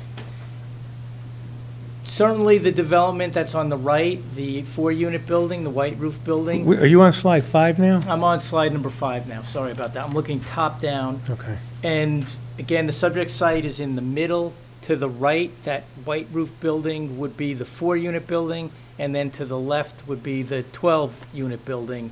The point is, the 4-unit building extends much further down the street than the subject in terms of the lot itself. Again, the appeal of this application is keeping that 2-family in place, helps create a buffer or an appropriate transition as we work our way up Wheeler Street. That's the physical context that we're working with, and obviously from a planning standpoint, we always consider the physical environment as well. We think Paul and our applicant here have done a good job of being sensitive to what's around us from a form standpoint, pulling that building closer to the corner and an appropriate massing here. There was a question about making the building smaller, and I always like to use the phrase when we consider that smaller buildings will help the site breathe better. It'll open it up a little more. That said, you could put a shed here and you certainly would have much more breathability on the property. It's all about balance. Planning is all about striking a good and effective balance where we find appropriate proportionality. And we think the applicant has done that here. There is a trend in planning that we're seeing and in real estate with an uptick in unit sizes now. They've been going down for 10 years, but we've also seen about 50% of the units on the market now are 1-bedrooms. It's getting close to a saturation, so we are seeing an uptick now in the 2 and the 3 bedrooms as well. 2023 was the first year that we actually saw unit sizes going up in the last 10 years. So it's reflective of a trend. And also, I was looking at the tax cards of the dwellings on Wheeler. They're all showing up in the 2,000 square foot range. Now, some are 2-family, some are 1-family, so I'd have to take a deeper dive if you'd like a comparison of that as well. That's the physical harmony, I'll say, of this development with the physical environs around it. The last thing I'd like to do in terms of exhibits is just hand out another 2-pager. This, I believe, will be A3 for the record, Mr. Drill? Okay. And it's just going to be color-coded of the tax maps that you just saw.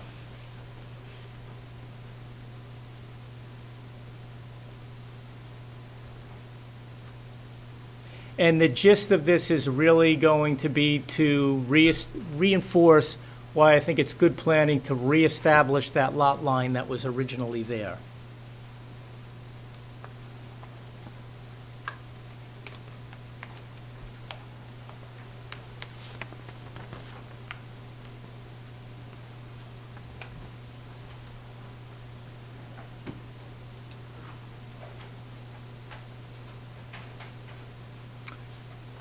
And so, again, this is just a A3 for the record. The first page is a colored copy of the tax map that you previously saw.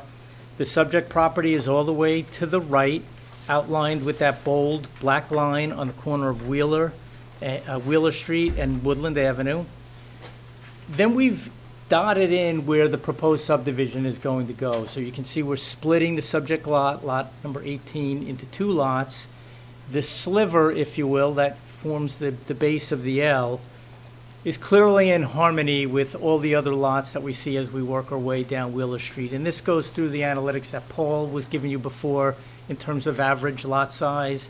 There are a lot of 25-footers as we work our way down Wheeler. You heard from our interested party as to the genesis of how that came to be. And so the retention of that lot, the creation or reestablishment of the lot line is in harmony with all these other 25-footers that I've highlighted in blue here. There are approximately, in this screenshot, there are approximately 24 lots shaded blue that are 25-footers that also have 2 families on them. So the point is, there's adequate carrying capacity as established with real proof in the neighborhood to accommodate a 2-family dwelling on a 2,500 square foot lot, which is exactly what the applicant is proposing here. So you're saying every lot that's colored in blue on sheet 1 of A3 It's a 25-foot wide lot with a two-family home on it? Take the last part out. Every one that's shaded is a 25-foot wide lot. Most of them have two family or more dwellings on them. I counted 24 blue lots that also have two family on them. There are more than 24 blue lots here. I counted 24 that had two family on them. And this is it's a screenshot, so we could take whatever ring you need to see, but this is, I think it's pretty clear that there's a strong neighborhood pattern here on Wheeler. And then, of course, you can see what's happening over at Woodland, where we have these bigger lots, and just by eye, from a pure geometric standpoint, the size of that other piece that's going the front on Woodland is clearly in harmony with the other lot sizes that we see as we work our way down Woodland. So you have two different street types or lot types happening here on these two converging streets.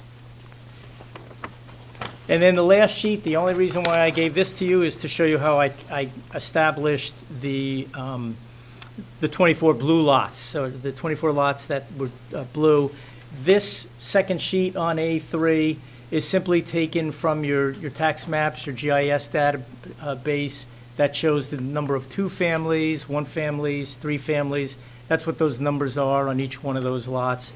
It shows it's a diverse neighborhood. You have this nice commingling of multiple different types of housing types here. So we think that's good planning as well. It's spot on with your master plan, which talks about providing for a diversity of housing types as well. The citation where in that master plan and what Yes, I exactly it can. says? So I looked at your 2013 master plan unified land use element, 2015. It's about 234 pages. 2013 or 2015? 2015. Okay. And you have a number of baseline conditions in there about household sizes, about availability. And I can get you the exact quote. I jotted down some paraphrase.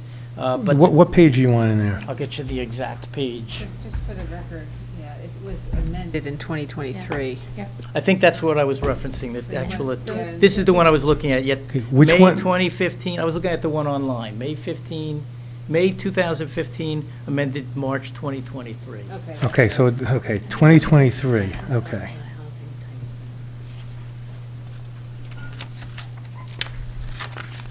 I'm going to get you the exact page. And you're in the land use element? Yes. I have to get through all the whereases first.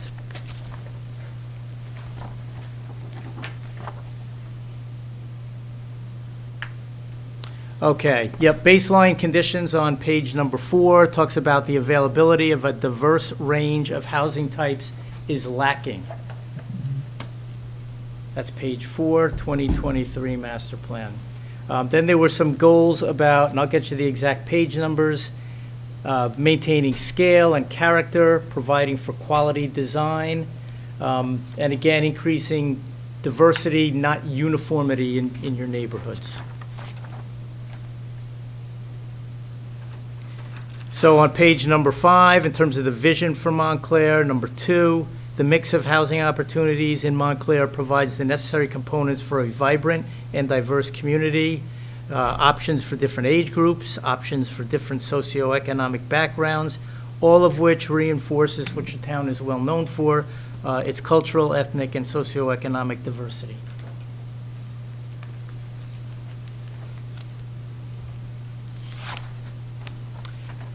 And then the last point that I made on page number 7, in terms of, again, the vision for the master plan or the goals, promote, protect existing residential character and form in established neighborhoods. Again, emphasizing this is infill development that's compatible with the forms around it. Number 13 on page 7, enable a continued diversity of housing types and values throughout Montclair. And then number 15 is to facilitate aging in place in the community. So I think those are the master plan goals that I was referring to in terms of diversity. And so in terms of the relief and the zoning considerations, we're in the R2, two-family residential district, where two-family dwellings are a permitted use in the zone, and as we've established, most of the two-family dwellings in the area are on 25-foot wide lots, and I gave you 24 in that screenshot. And so in terms of zone conformance, obviously on the one lot, the applicant is seeking to retain the existing two-family dwelling on Wheeler. It's on a 25-foot wide lot like the other lots in the neighborhood. The applicant, conceivably, I think there's a realistic or reasonable probability that the applicant could get two-family dwellings, 2 lots facing Woodland, based on the neighborhood pattern as well. That would be 4 units, 2 detached, two-family dwellings. Again, we're looking this as a better zoning alternative, a more compact form of development, an economy of scale that's clearly more in harmony with those building types that are around it than two-family dwellings down at the bottom of the hill. And both of those lots would be 2,500 square feet as well. Those So the two-family lots, you could do that variance-free? No, that's why I said there's a reasonable probability that relief would be granted. It's a good point. It's not a by right, but looking at the pattern of the neighborhood, I always have to look at reasonable probability. There's a reasonable probability that the criteria would be met, again, under the balancing test, as a better zoning alternative to create 2 lots more in harmony with the neighborhood than one supersized. So, again, that's the basis for that, for looking at this as a better zoning alternative. The pattern, as we know, on Woodland is for larger multi-unit buildings, not two-family dwellings on 25-foot wide lots. You didn't see the blue lots in the rendering, I mean, in the exhibit on Woodland. You saw them on Wheeler. And so the main relief we're going to be dealing with, we'll walk the board through, and I tend to bundle, especially when we're given the hour, and especially when you have so much testimony from the witness before me. We'll take this D1 step by step to allow 1 4-unit use, which I think is more in harmony than the reasonable probability you could get two-family houses there. And so we'll look at the statutory criteria under the Medici test. I generally break it down into 4 parts. Part number 1, I always start with the land. That's at the heart of all land use planning. I call it the site suitability test. You hear the word particular suitability in the statute. Either way, I believe the site is particularly suitable for 4-unit development by virtue of its context. We've given you a lot of contextual images this evening, and by its condition. You've heard a lot about that as well. Contextually, this is an infill development between a 12-unit building and a 4-unit building on Woodland, and the development pattern on Woodland is characterized by larger building masses along the park, not two-family, and as I said, contextually, it is good urban planning to line parks with more mass and more density, since the amenity is right there. Condition-wise, the site is already developed, and it's generally an eyesore with a large old garage. We've got substantial pavement and a clear void or devoid of landscaping. It is unconstrained land otherwise, basically a blank sheet of paper, and ideally suited and primed for redevelopment. That's the first part of Medici. Part number 2, we move away from the land. We now look at the land use law and basically the reason why you're here and why we all have the authority to zone. The special reasons standard. The site advances one or more fundamental purposes of the municipal land use law at NJSA 40:55D2. There's about 18 of them. I see several that are advanced here, including Purpose A. The project will promote the general welfare because it provides new housing stock to replenish older housing stock. And here's that phrase again, it anchors the corner with massing compatible with the area. I also see the advancement of Purpose G, which is our planning goal to provide for a variety of uses in appropriate locations according to the needs of all New Jersey citizens, because it does provide a diversity of unit types consistent with the general pattern that we're seeing on Woodland as well, where the buildings do tend to get larger. Next, I see the advancement of Purpose I, which is the planning goal to promote a desirable visual environment because it will upgrade an eyesore. It is certainly going to beautify the corner. I'll call this building architecturally complex or complicated. I think that's deliberate. It all works together. A lot of different parts there that help unify it together. I think that creates visual interest and is another reason why I think it creates a nice focal point that will anchor that corner. Plus, you've got landscaping as well. Additionally, we're looking at Purpose M, which is the planning goal for efficient use of land. This is a redevelopment project. This is not disturbance of raw land. It is a site that could use help. It will add value and quality to the neighborhood, which helps everybody in the neighborhood. That adds value and quality to all the properties in the neighborhood. So it does have a nice positive ripple effect. Additionally, we're going to see the advancement of Purpose P, which is one of the newer purposes in zoning. It talks about creative zoning techniques. I think we can sort of carry that over here. The planning goal for equitable and effective alternate planning solutions to concentrate development where it can best be accommodated.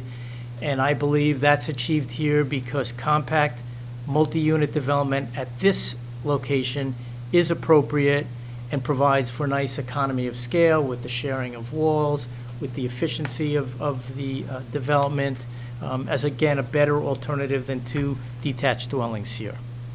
Lastly, the advancement of Purpose E, which is our planning goal to provide for appropriate population densities. I believe the unit count here, the 4 units, is compatible with the unit counts around it. Again, we're on the low end of the range, 4 units next to 4 and 12. And also, back to that reasonable probability of variance relief for two-family dwellings here would be the same 4 units. Third part of the test takes us away from the land, takes us away from the land use law, focuses on the neighborhood and the public impacts. Based on all of the testimony, and I think you've got good, solid testimony from Paul, I tried to help that out here with my visuals. The site is going to flow, function, and operate safely and efficiently and comfortably.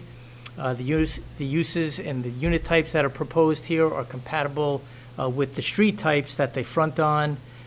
Clearly, the street type is different from a land use perspective than what we see as we work our way up on the hill. And with that said, I believe that from a public impact standpoint, use relief can be granted here without substantial impairment to the zone plan. Without substantial detriment to the public. And then finally, the last part of the test looks at the vision, considering the neighborhood and the site, and going back to your master plan. Relief here relates to a distinct site with distinct attributes. It's not tantamount to a rezone. I don't think this opens up every lot in your R2 zone to 4-unit development. This is what we call missing middle housing, filling that gap between a single-family detached dwelling and the larger apartment. These 2 families, triplexes, quadplexes, and the like, are the effective planning solution for people who can't afford to live in a detached home but like the feel of that, or don't want to live in the big apartment complex. And there's another planning trend as well, this missing middle housing that I'm sure you hear about often. So with that said, I believe that based on all the testimony, relief can be granted here. The use of relief can be granted without substantial impairment to the zone plan. The ordinance is substantially consistent with the goals and purposes of the master plan and relates to a specific piece of property. As to the C relief, I can certainly go back and hit any one of those. I think I can bundle them all together here under the predicate of the testimony of the witness before me, who described the design rationale for each one of these C variances. The ones related to the 2-family dwelling would, I think, fall under C1. The physical characteristic of the site of that development is there. You've got setbacks related to the building. So things that relate to the existing condition of that 2-family would fall under the hardship criteria, relief related to the land and the structures lawfully existing thereon. That's correct. C2 would apply to the rest of the development and the development as a whole as a better zoning alternative with emphasis on the development on the larger lot. Again, looking at a 4-unit development here as being compatible with the surrounding neighborhood, and I believe being an appropriate use of this land at the hill, at the base of the hill. So we're looking at all of the benefits that were associated with the D relief that I just gave you would carry down to the C relief as well, as necessary to effectuate what I think is really a good reuse of this particular piece of property. And the benefits of the application as a whole would substantially outweigh any of the detriments. All of the C relief related to those, the proposed development on the larger lot certainly can be mitigated as part of an interactive process. It sounds like there may be some refinements going forward. I'm not 100% sure, but it's certainly been an interactive process where the board has given the applicant some good guidance. I believe this development, if it needs to be, could be massaged to mitigate any open concerns that there may be. But clearly on balancing, all of the C relief would fall as justifiable under the C2 benefits outweigh detriments test. In conclusion, the application fundamentally, in my view, relates to the form of the development. Even though we need a D1 use variance, we're looking at how the form fits here with the neighborhood. And the proposed 4-unit development, I believe, again, is a better zoning alternative that's more in harmony with Woodland, and the fact that we're keeping that 2-dwelling up on Wheeler is consistent with the neighborhood as well. I'll just close by saying, from a practical standpoint, this is a good, logical infill development from a physical planning standpoint. More importantly, from a legal standpoint, we planners work within a legal framework. The statutory criteria for relief are met, and approval is warranted. That's all I have on direct. Minutes. Sorry, I didn't want to go fast. Never deterred you otherwise, but, you know. Lisa, are you asking another question, or, I mean, you're pointing? There's a I'm just showing that there's, John, there's a recommendation within the existing land use element regarding form-based zoning. Can you state to the board what that is? Sure. This is on page 28 of the same master plan that I just recited at the very bottom. Actually, Montclair hasn't adopted form-based zoning, have they? No, but there's a recommendation within the code. No, this just goes to his planning testimony. Let him answer the question. I can read the whole thing, but basically, to paraphrase, it does recommend that Montclair modify its land use regulations to match the vision of the community, with an emphasis on increased density, and not uniformity, but diversity as well. All I'm saying, if the board were to rely on that to grant the application, in my opinion, that would be almost like a rezoning. I'm saying I don't go there. Fine. Mr. McCulloch, do you have any questions? I don't know if I have a question as much as an observation. You know, looking at your drone presentation, slide 5. You know, when I look at that aerial view, what that says to me rather loudly is a greater urbanization of this area. And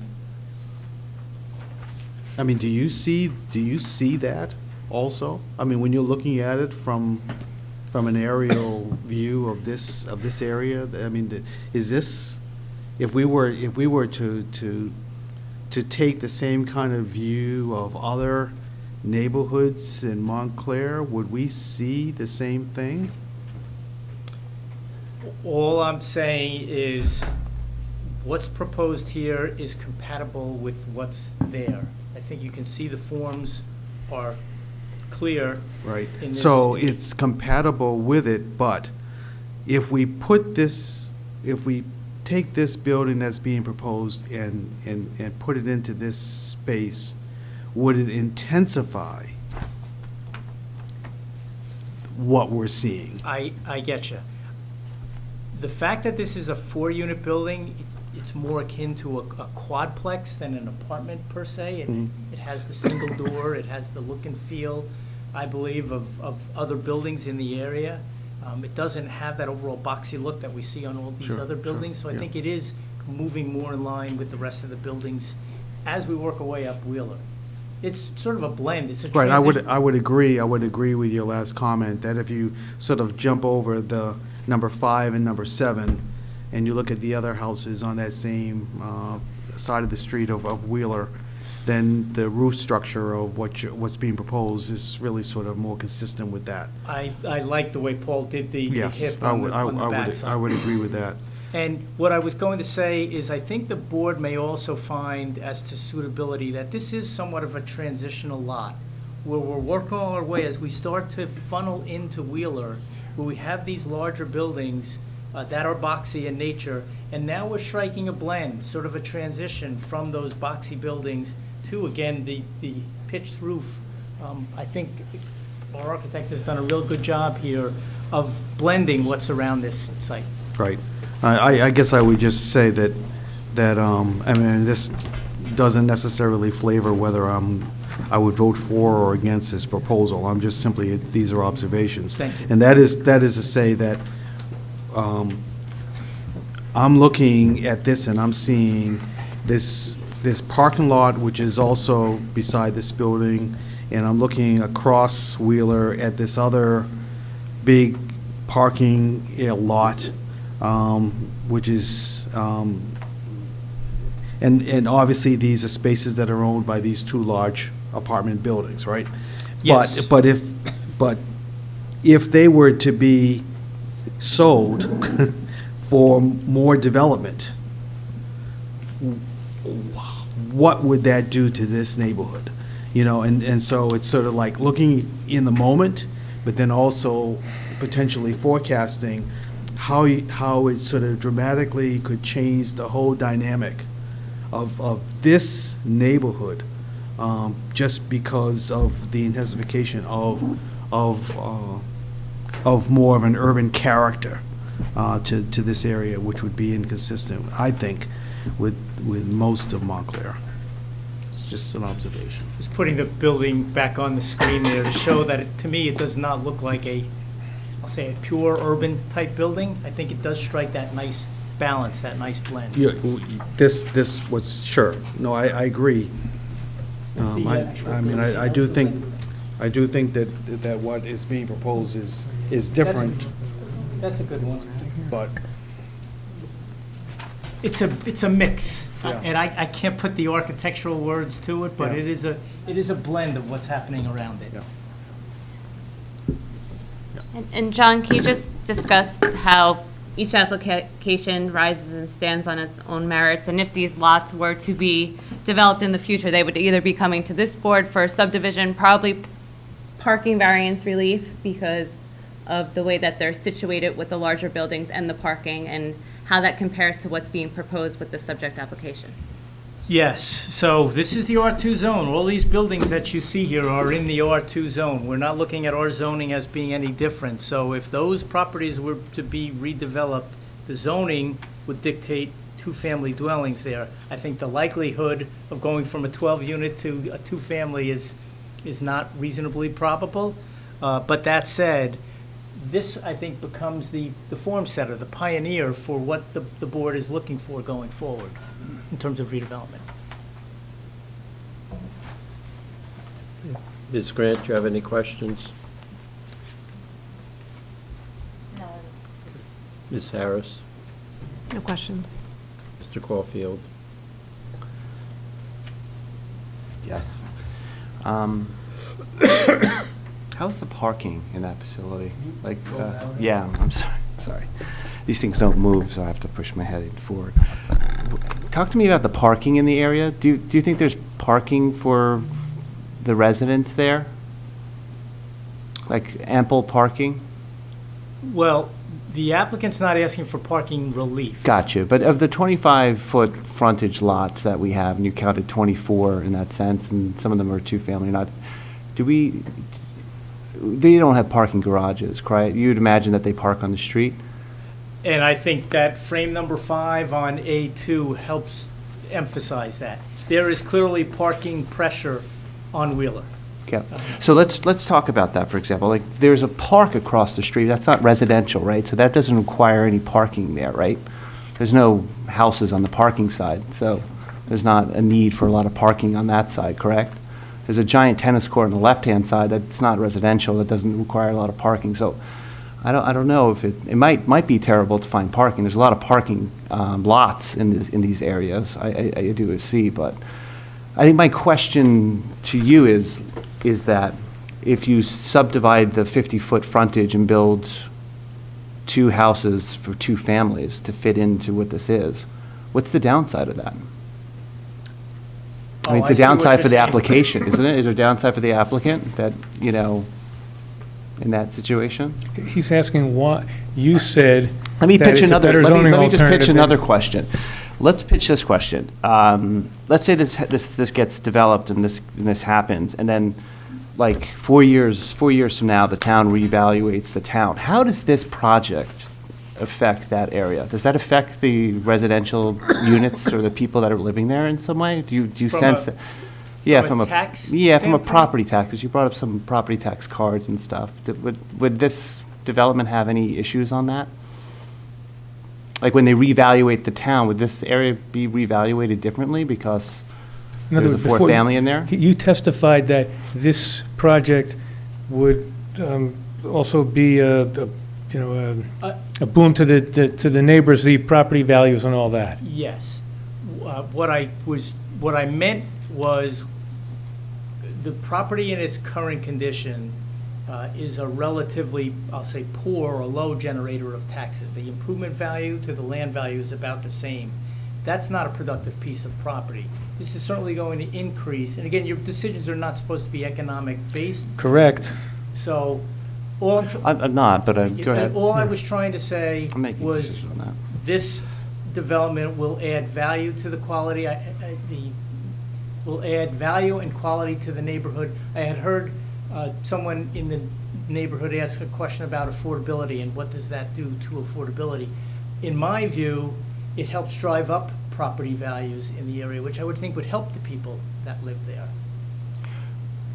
Can you ask him to answer your first question? Did I answer it wrong? His first question went back to, Oh, you the parking. you testified that this is a better zoning alternative than two-family homes, which you had that theory that it was reasonably probable if you were in front of the board for those variances, they would grant it. Assuming that they'd grant the variances for two-family homes, Mr. Caulfield asked you, why is this better than that? Very, very good question. I think we should vet that as well. You put 2 families here, you're likely going to have 2 driveways punching out to the street. That's, we call them conflict points. I like the fact that the conflict point, if you will, is coming in off of the side street, not the main street, and it's channelized, so. I don't want the parking. I know that every new development needs parking, but do we need parking here? I mean, is it necessary? I personally love that comment, but Sure you do. we have an ordinance to meet. Mm.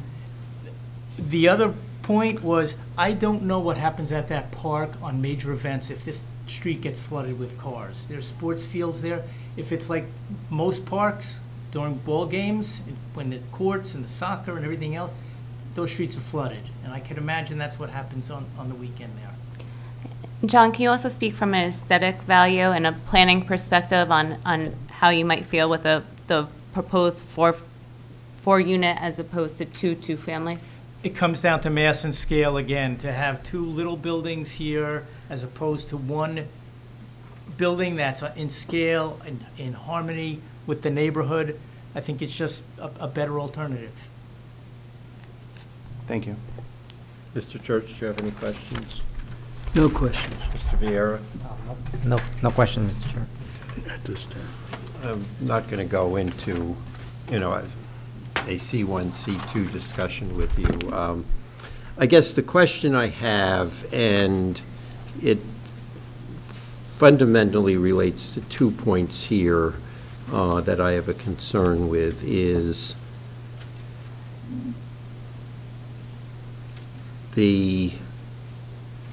maximum building coverage variance as it relates to the proposed building. We're talking about a very significant difference from what the ordinance allows, and that is largely a function of the size of the units being proposed, which I was a little confused by your testimony, but it's certainly much larger than the units that are in five-wheeler, and I got the impression from what you're saying from the property records cards, much larger than most of the units going. Yes. Okay, and so how, and the other concern, which is spoken to in the master plan, is an affordability question. And I guess, clearly larger units are likely to generate higher rents. And so what is the basis, the planning justification for our approving the maximum building coverage variance, and particularly at the extent that it is, when that's being driven by very large size apartment units? I think it comes down to two things. Again, number one, it is a recurring theme in your master plan to provide for diversity of housing types. There is a market for these larger units. Again, it's a trend that we're seeing. So it provides diversity. It provides something different than we would otherwise see. But it's different in the context of this neighborhood versus different in the context of Montclair. Understood. That comes to the second part of the equation is we isolate the area. And we look at the form of the buildings in the area and whether these larger units translate to a building that is out of scale with the neighborhood, that's overly large or that will overpower the neighborhood. And that's where that balance comes into play. I thought I heard Paul say we will consider smaller units here. I don't know exactly what that means, if we're taking a pause or if we're coming back. Either way, I think the unit sizes are probably malleable. I think they're appropriate, given the fact that the larger building does blend with the neighborhood, but it also sounds like the applicant's listening. Okay. I guess part of that is, as was testified, there's minimal green space on the lot. And, while the property on the other side of Wheeler and Woodland has minimal green space, even the building next door has some green space behind it. A lot of the other, your drone flight doesn't go further to the west, but I think you'll find green space behind some of those. Once you get further up closer to Maple and you have largely single-family, two-family, you'll have similar situation as you have on Wheeler with green spaces behind the buildings. And I'm struggling with, there are a lot of things I agree with. I question on what we do with the zero lot line variance, but, I have no basic problems with the subdivision. I don't otherwise have an issue with the bulk variances on lot 18.01. I agree those are otherwise C1 variances. I don't have a problem with a lot of the setback variances for lot 18.02, in the context of what's happening on the other properties in the area. I am struggling tremendously a little bit with the impervious coverage. I mean, you're improving the situation, I understand that, but, don't view 90% as something that one strives for, even when you're making things better. It's not making it much better. But I'm really struggling with the building coverage, which, I don't, is largely atypical in the neighborhood. I think, you do have two neighbors, but I'm not even sure those are that extent of coverage, but I don't want to calculate, but apart from those two, you just don't really have that extent of building coverage. And I'm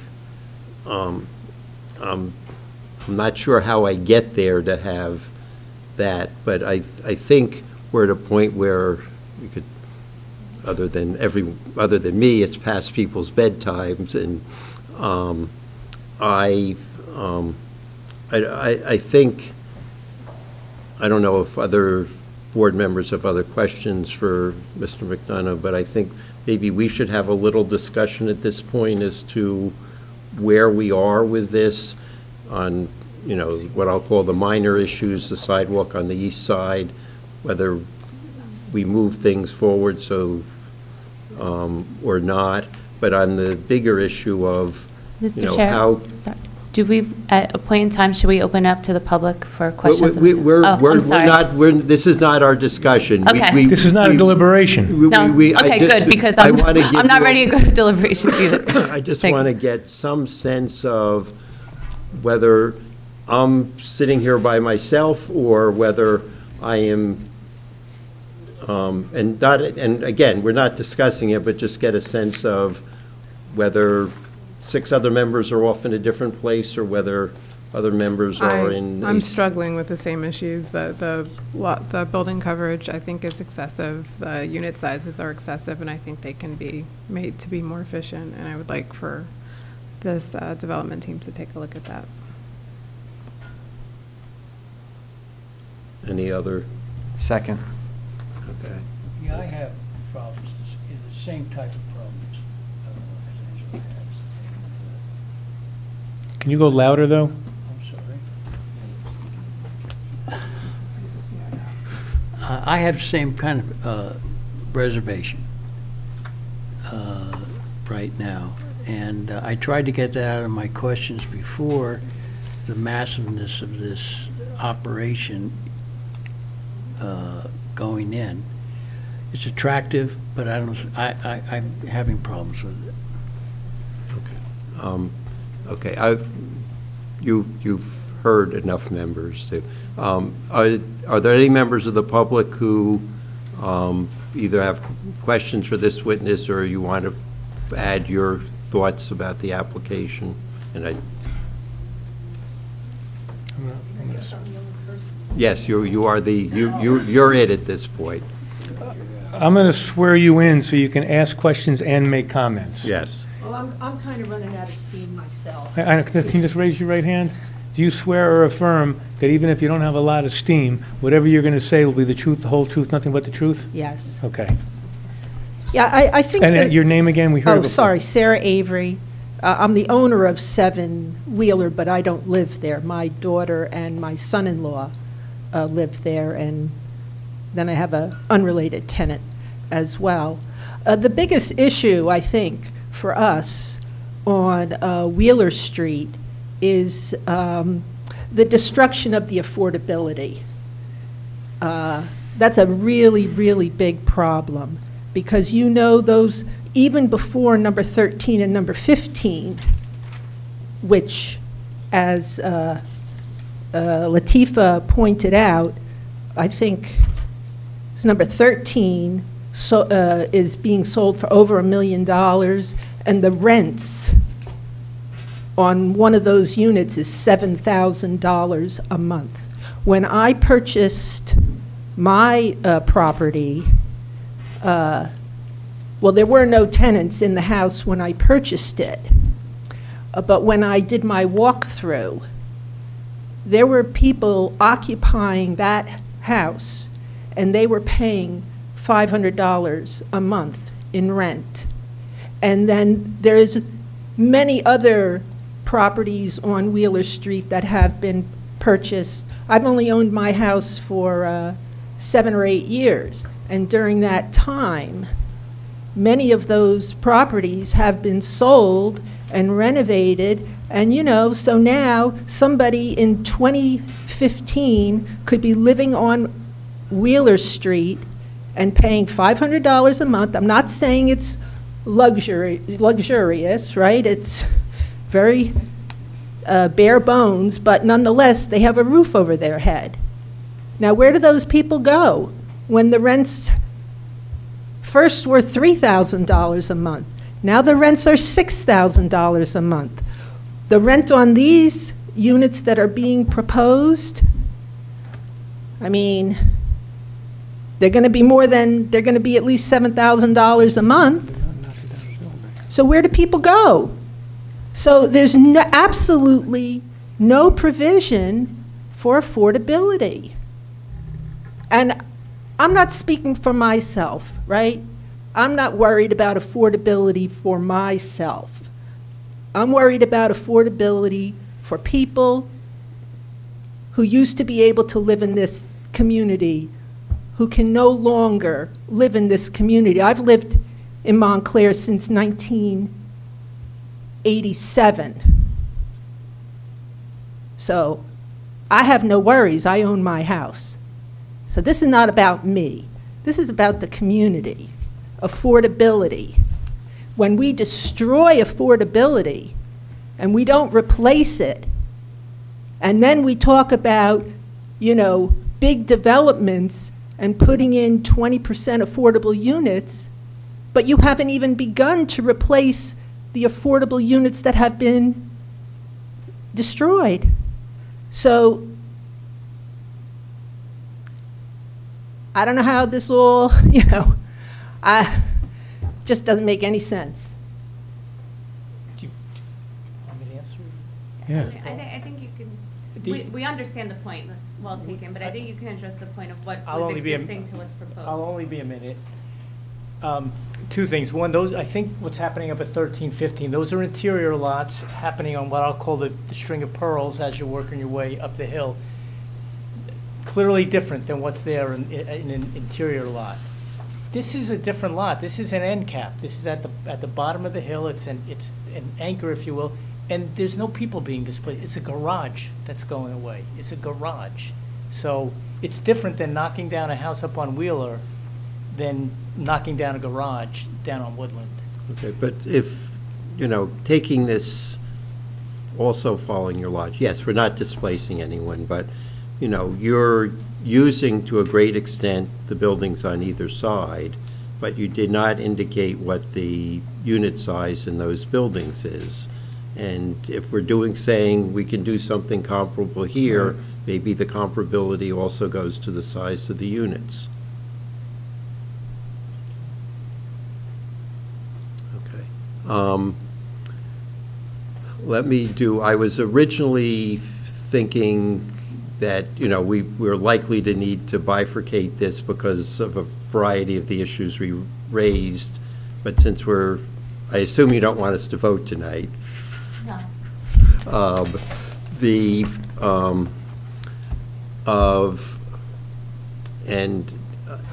Neither issue in terms of what we do, moving things forward and providing a 0-yard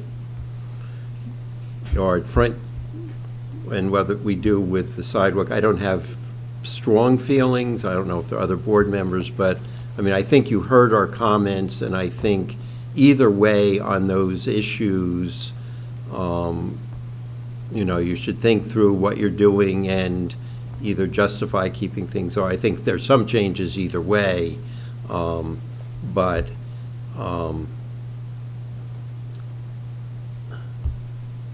you have the bigger issue, but I think, think about what you're going to say and either come in with, we're keeping it exactly the way we are because we think this is the best handicapped access to provide the sidewalk on the side, or we agree with you, we should move the parking space to the Wheeler Street side and do the handicap that way. And either way, I think it was agreed you're not doing the red cedars and long because they don't make any sense, but, what you're doing about access to access that side of the five-wheeler building, if you want to keep it as it is. I don't think even if we disagree with you, I don't think that's a dramatic change that,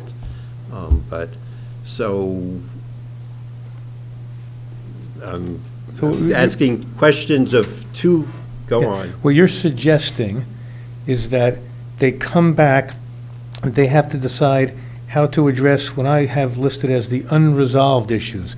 I have a bunch of issues that I heard from the board that I said if there was going to be an approval, there were a condition. Right. The unresolved issues, you just named them all. So you're suggesting, you want to see if anyone else on the board disagrees with you, that this should be carried to next month to give them the opportunity to address the concerns that they heard in whichever manner they're going to do so. And then they'll come in, and then you'll see what they propose and decide what you want to do. That's what you're basically saying? Yes. What do you guys think about Questions that? are Yes, and of Janice of when we have a date available, and Lisa as to when you think you'll be able to regroup by.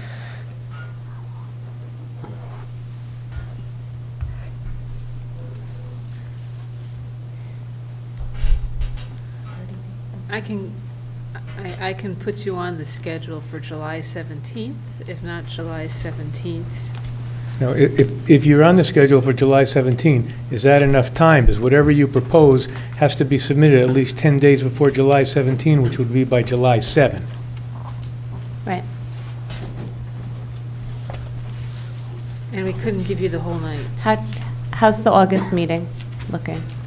All right, if we do it August, I can put you on, we have 2 meetings in August, August 7th and August 21st.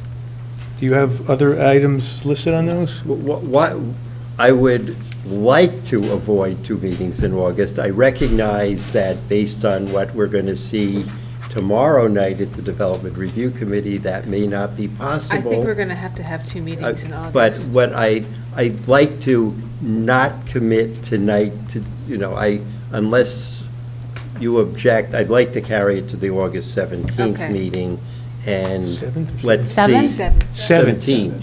7th and 21st, I'm sorry. Is the 7th or the 21st? 21st, okay. regress to move it to the 21st. August 21st. And then we'll see what happens tomorrow with those 2. What's the use date by variants. which the board has to decide this application? That- We would grant any extensions of time Okay, why necessary. don't you grant an extension Okay. till September 30th? If the board's going to carry to August 21, you should grant an extension to September 30th. I'll grant to August 21st. Are you serious? Sure, Jonathan. September- September 30th. Yeah. It's fine. Extension to September 30th, Yep. and this will be carried to the August 24th. We're not going to hang you up, Lisa. Yeah, I know that. I just always get nervous about Yeah, that. no, I understand. And I get nervous about, and I always give a board at least the next Yeah, day in exactly. case the What if you meeting have a goes past power outage? midnight. And Right. yes, Right. Okay, are your witnesses available?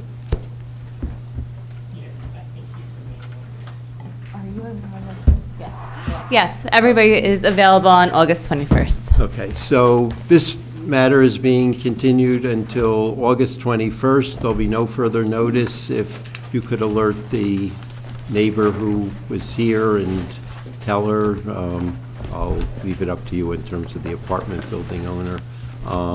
There'll be no further notice. We'll be here in this room, and we, barring something unforeseen dropping in our laps, you will be first on the agenda.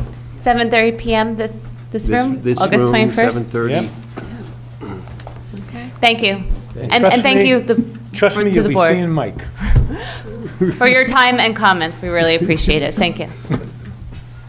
Not that I didn't enjoy myself. Okay, we have a motion to adjourn. Motion to adjourn. All in favor, say aye. Aye. Thank you very much. My pleasure.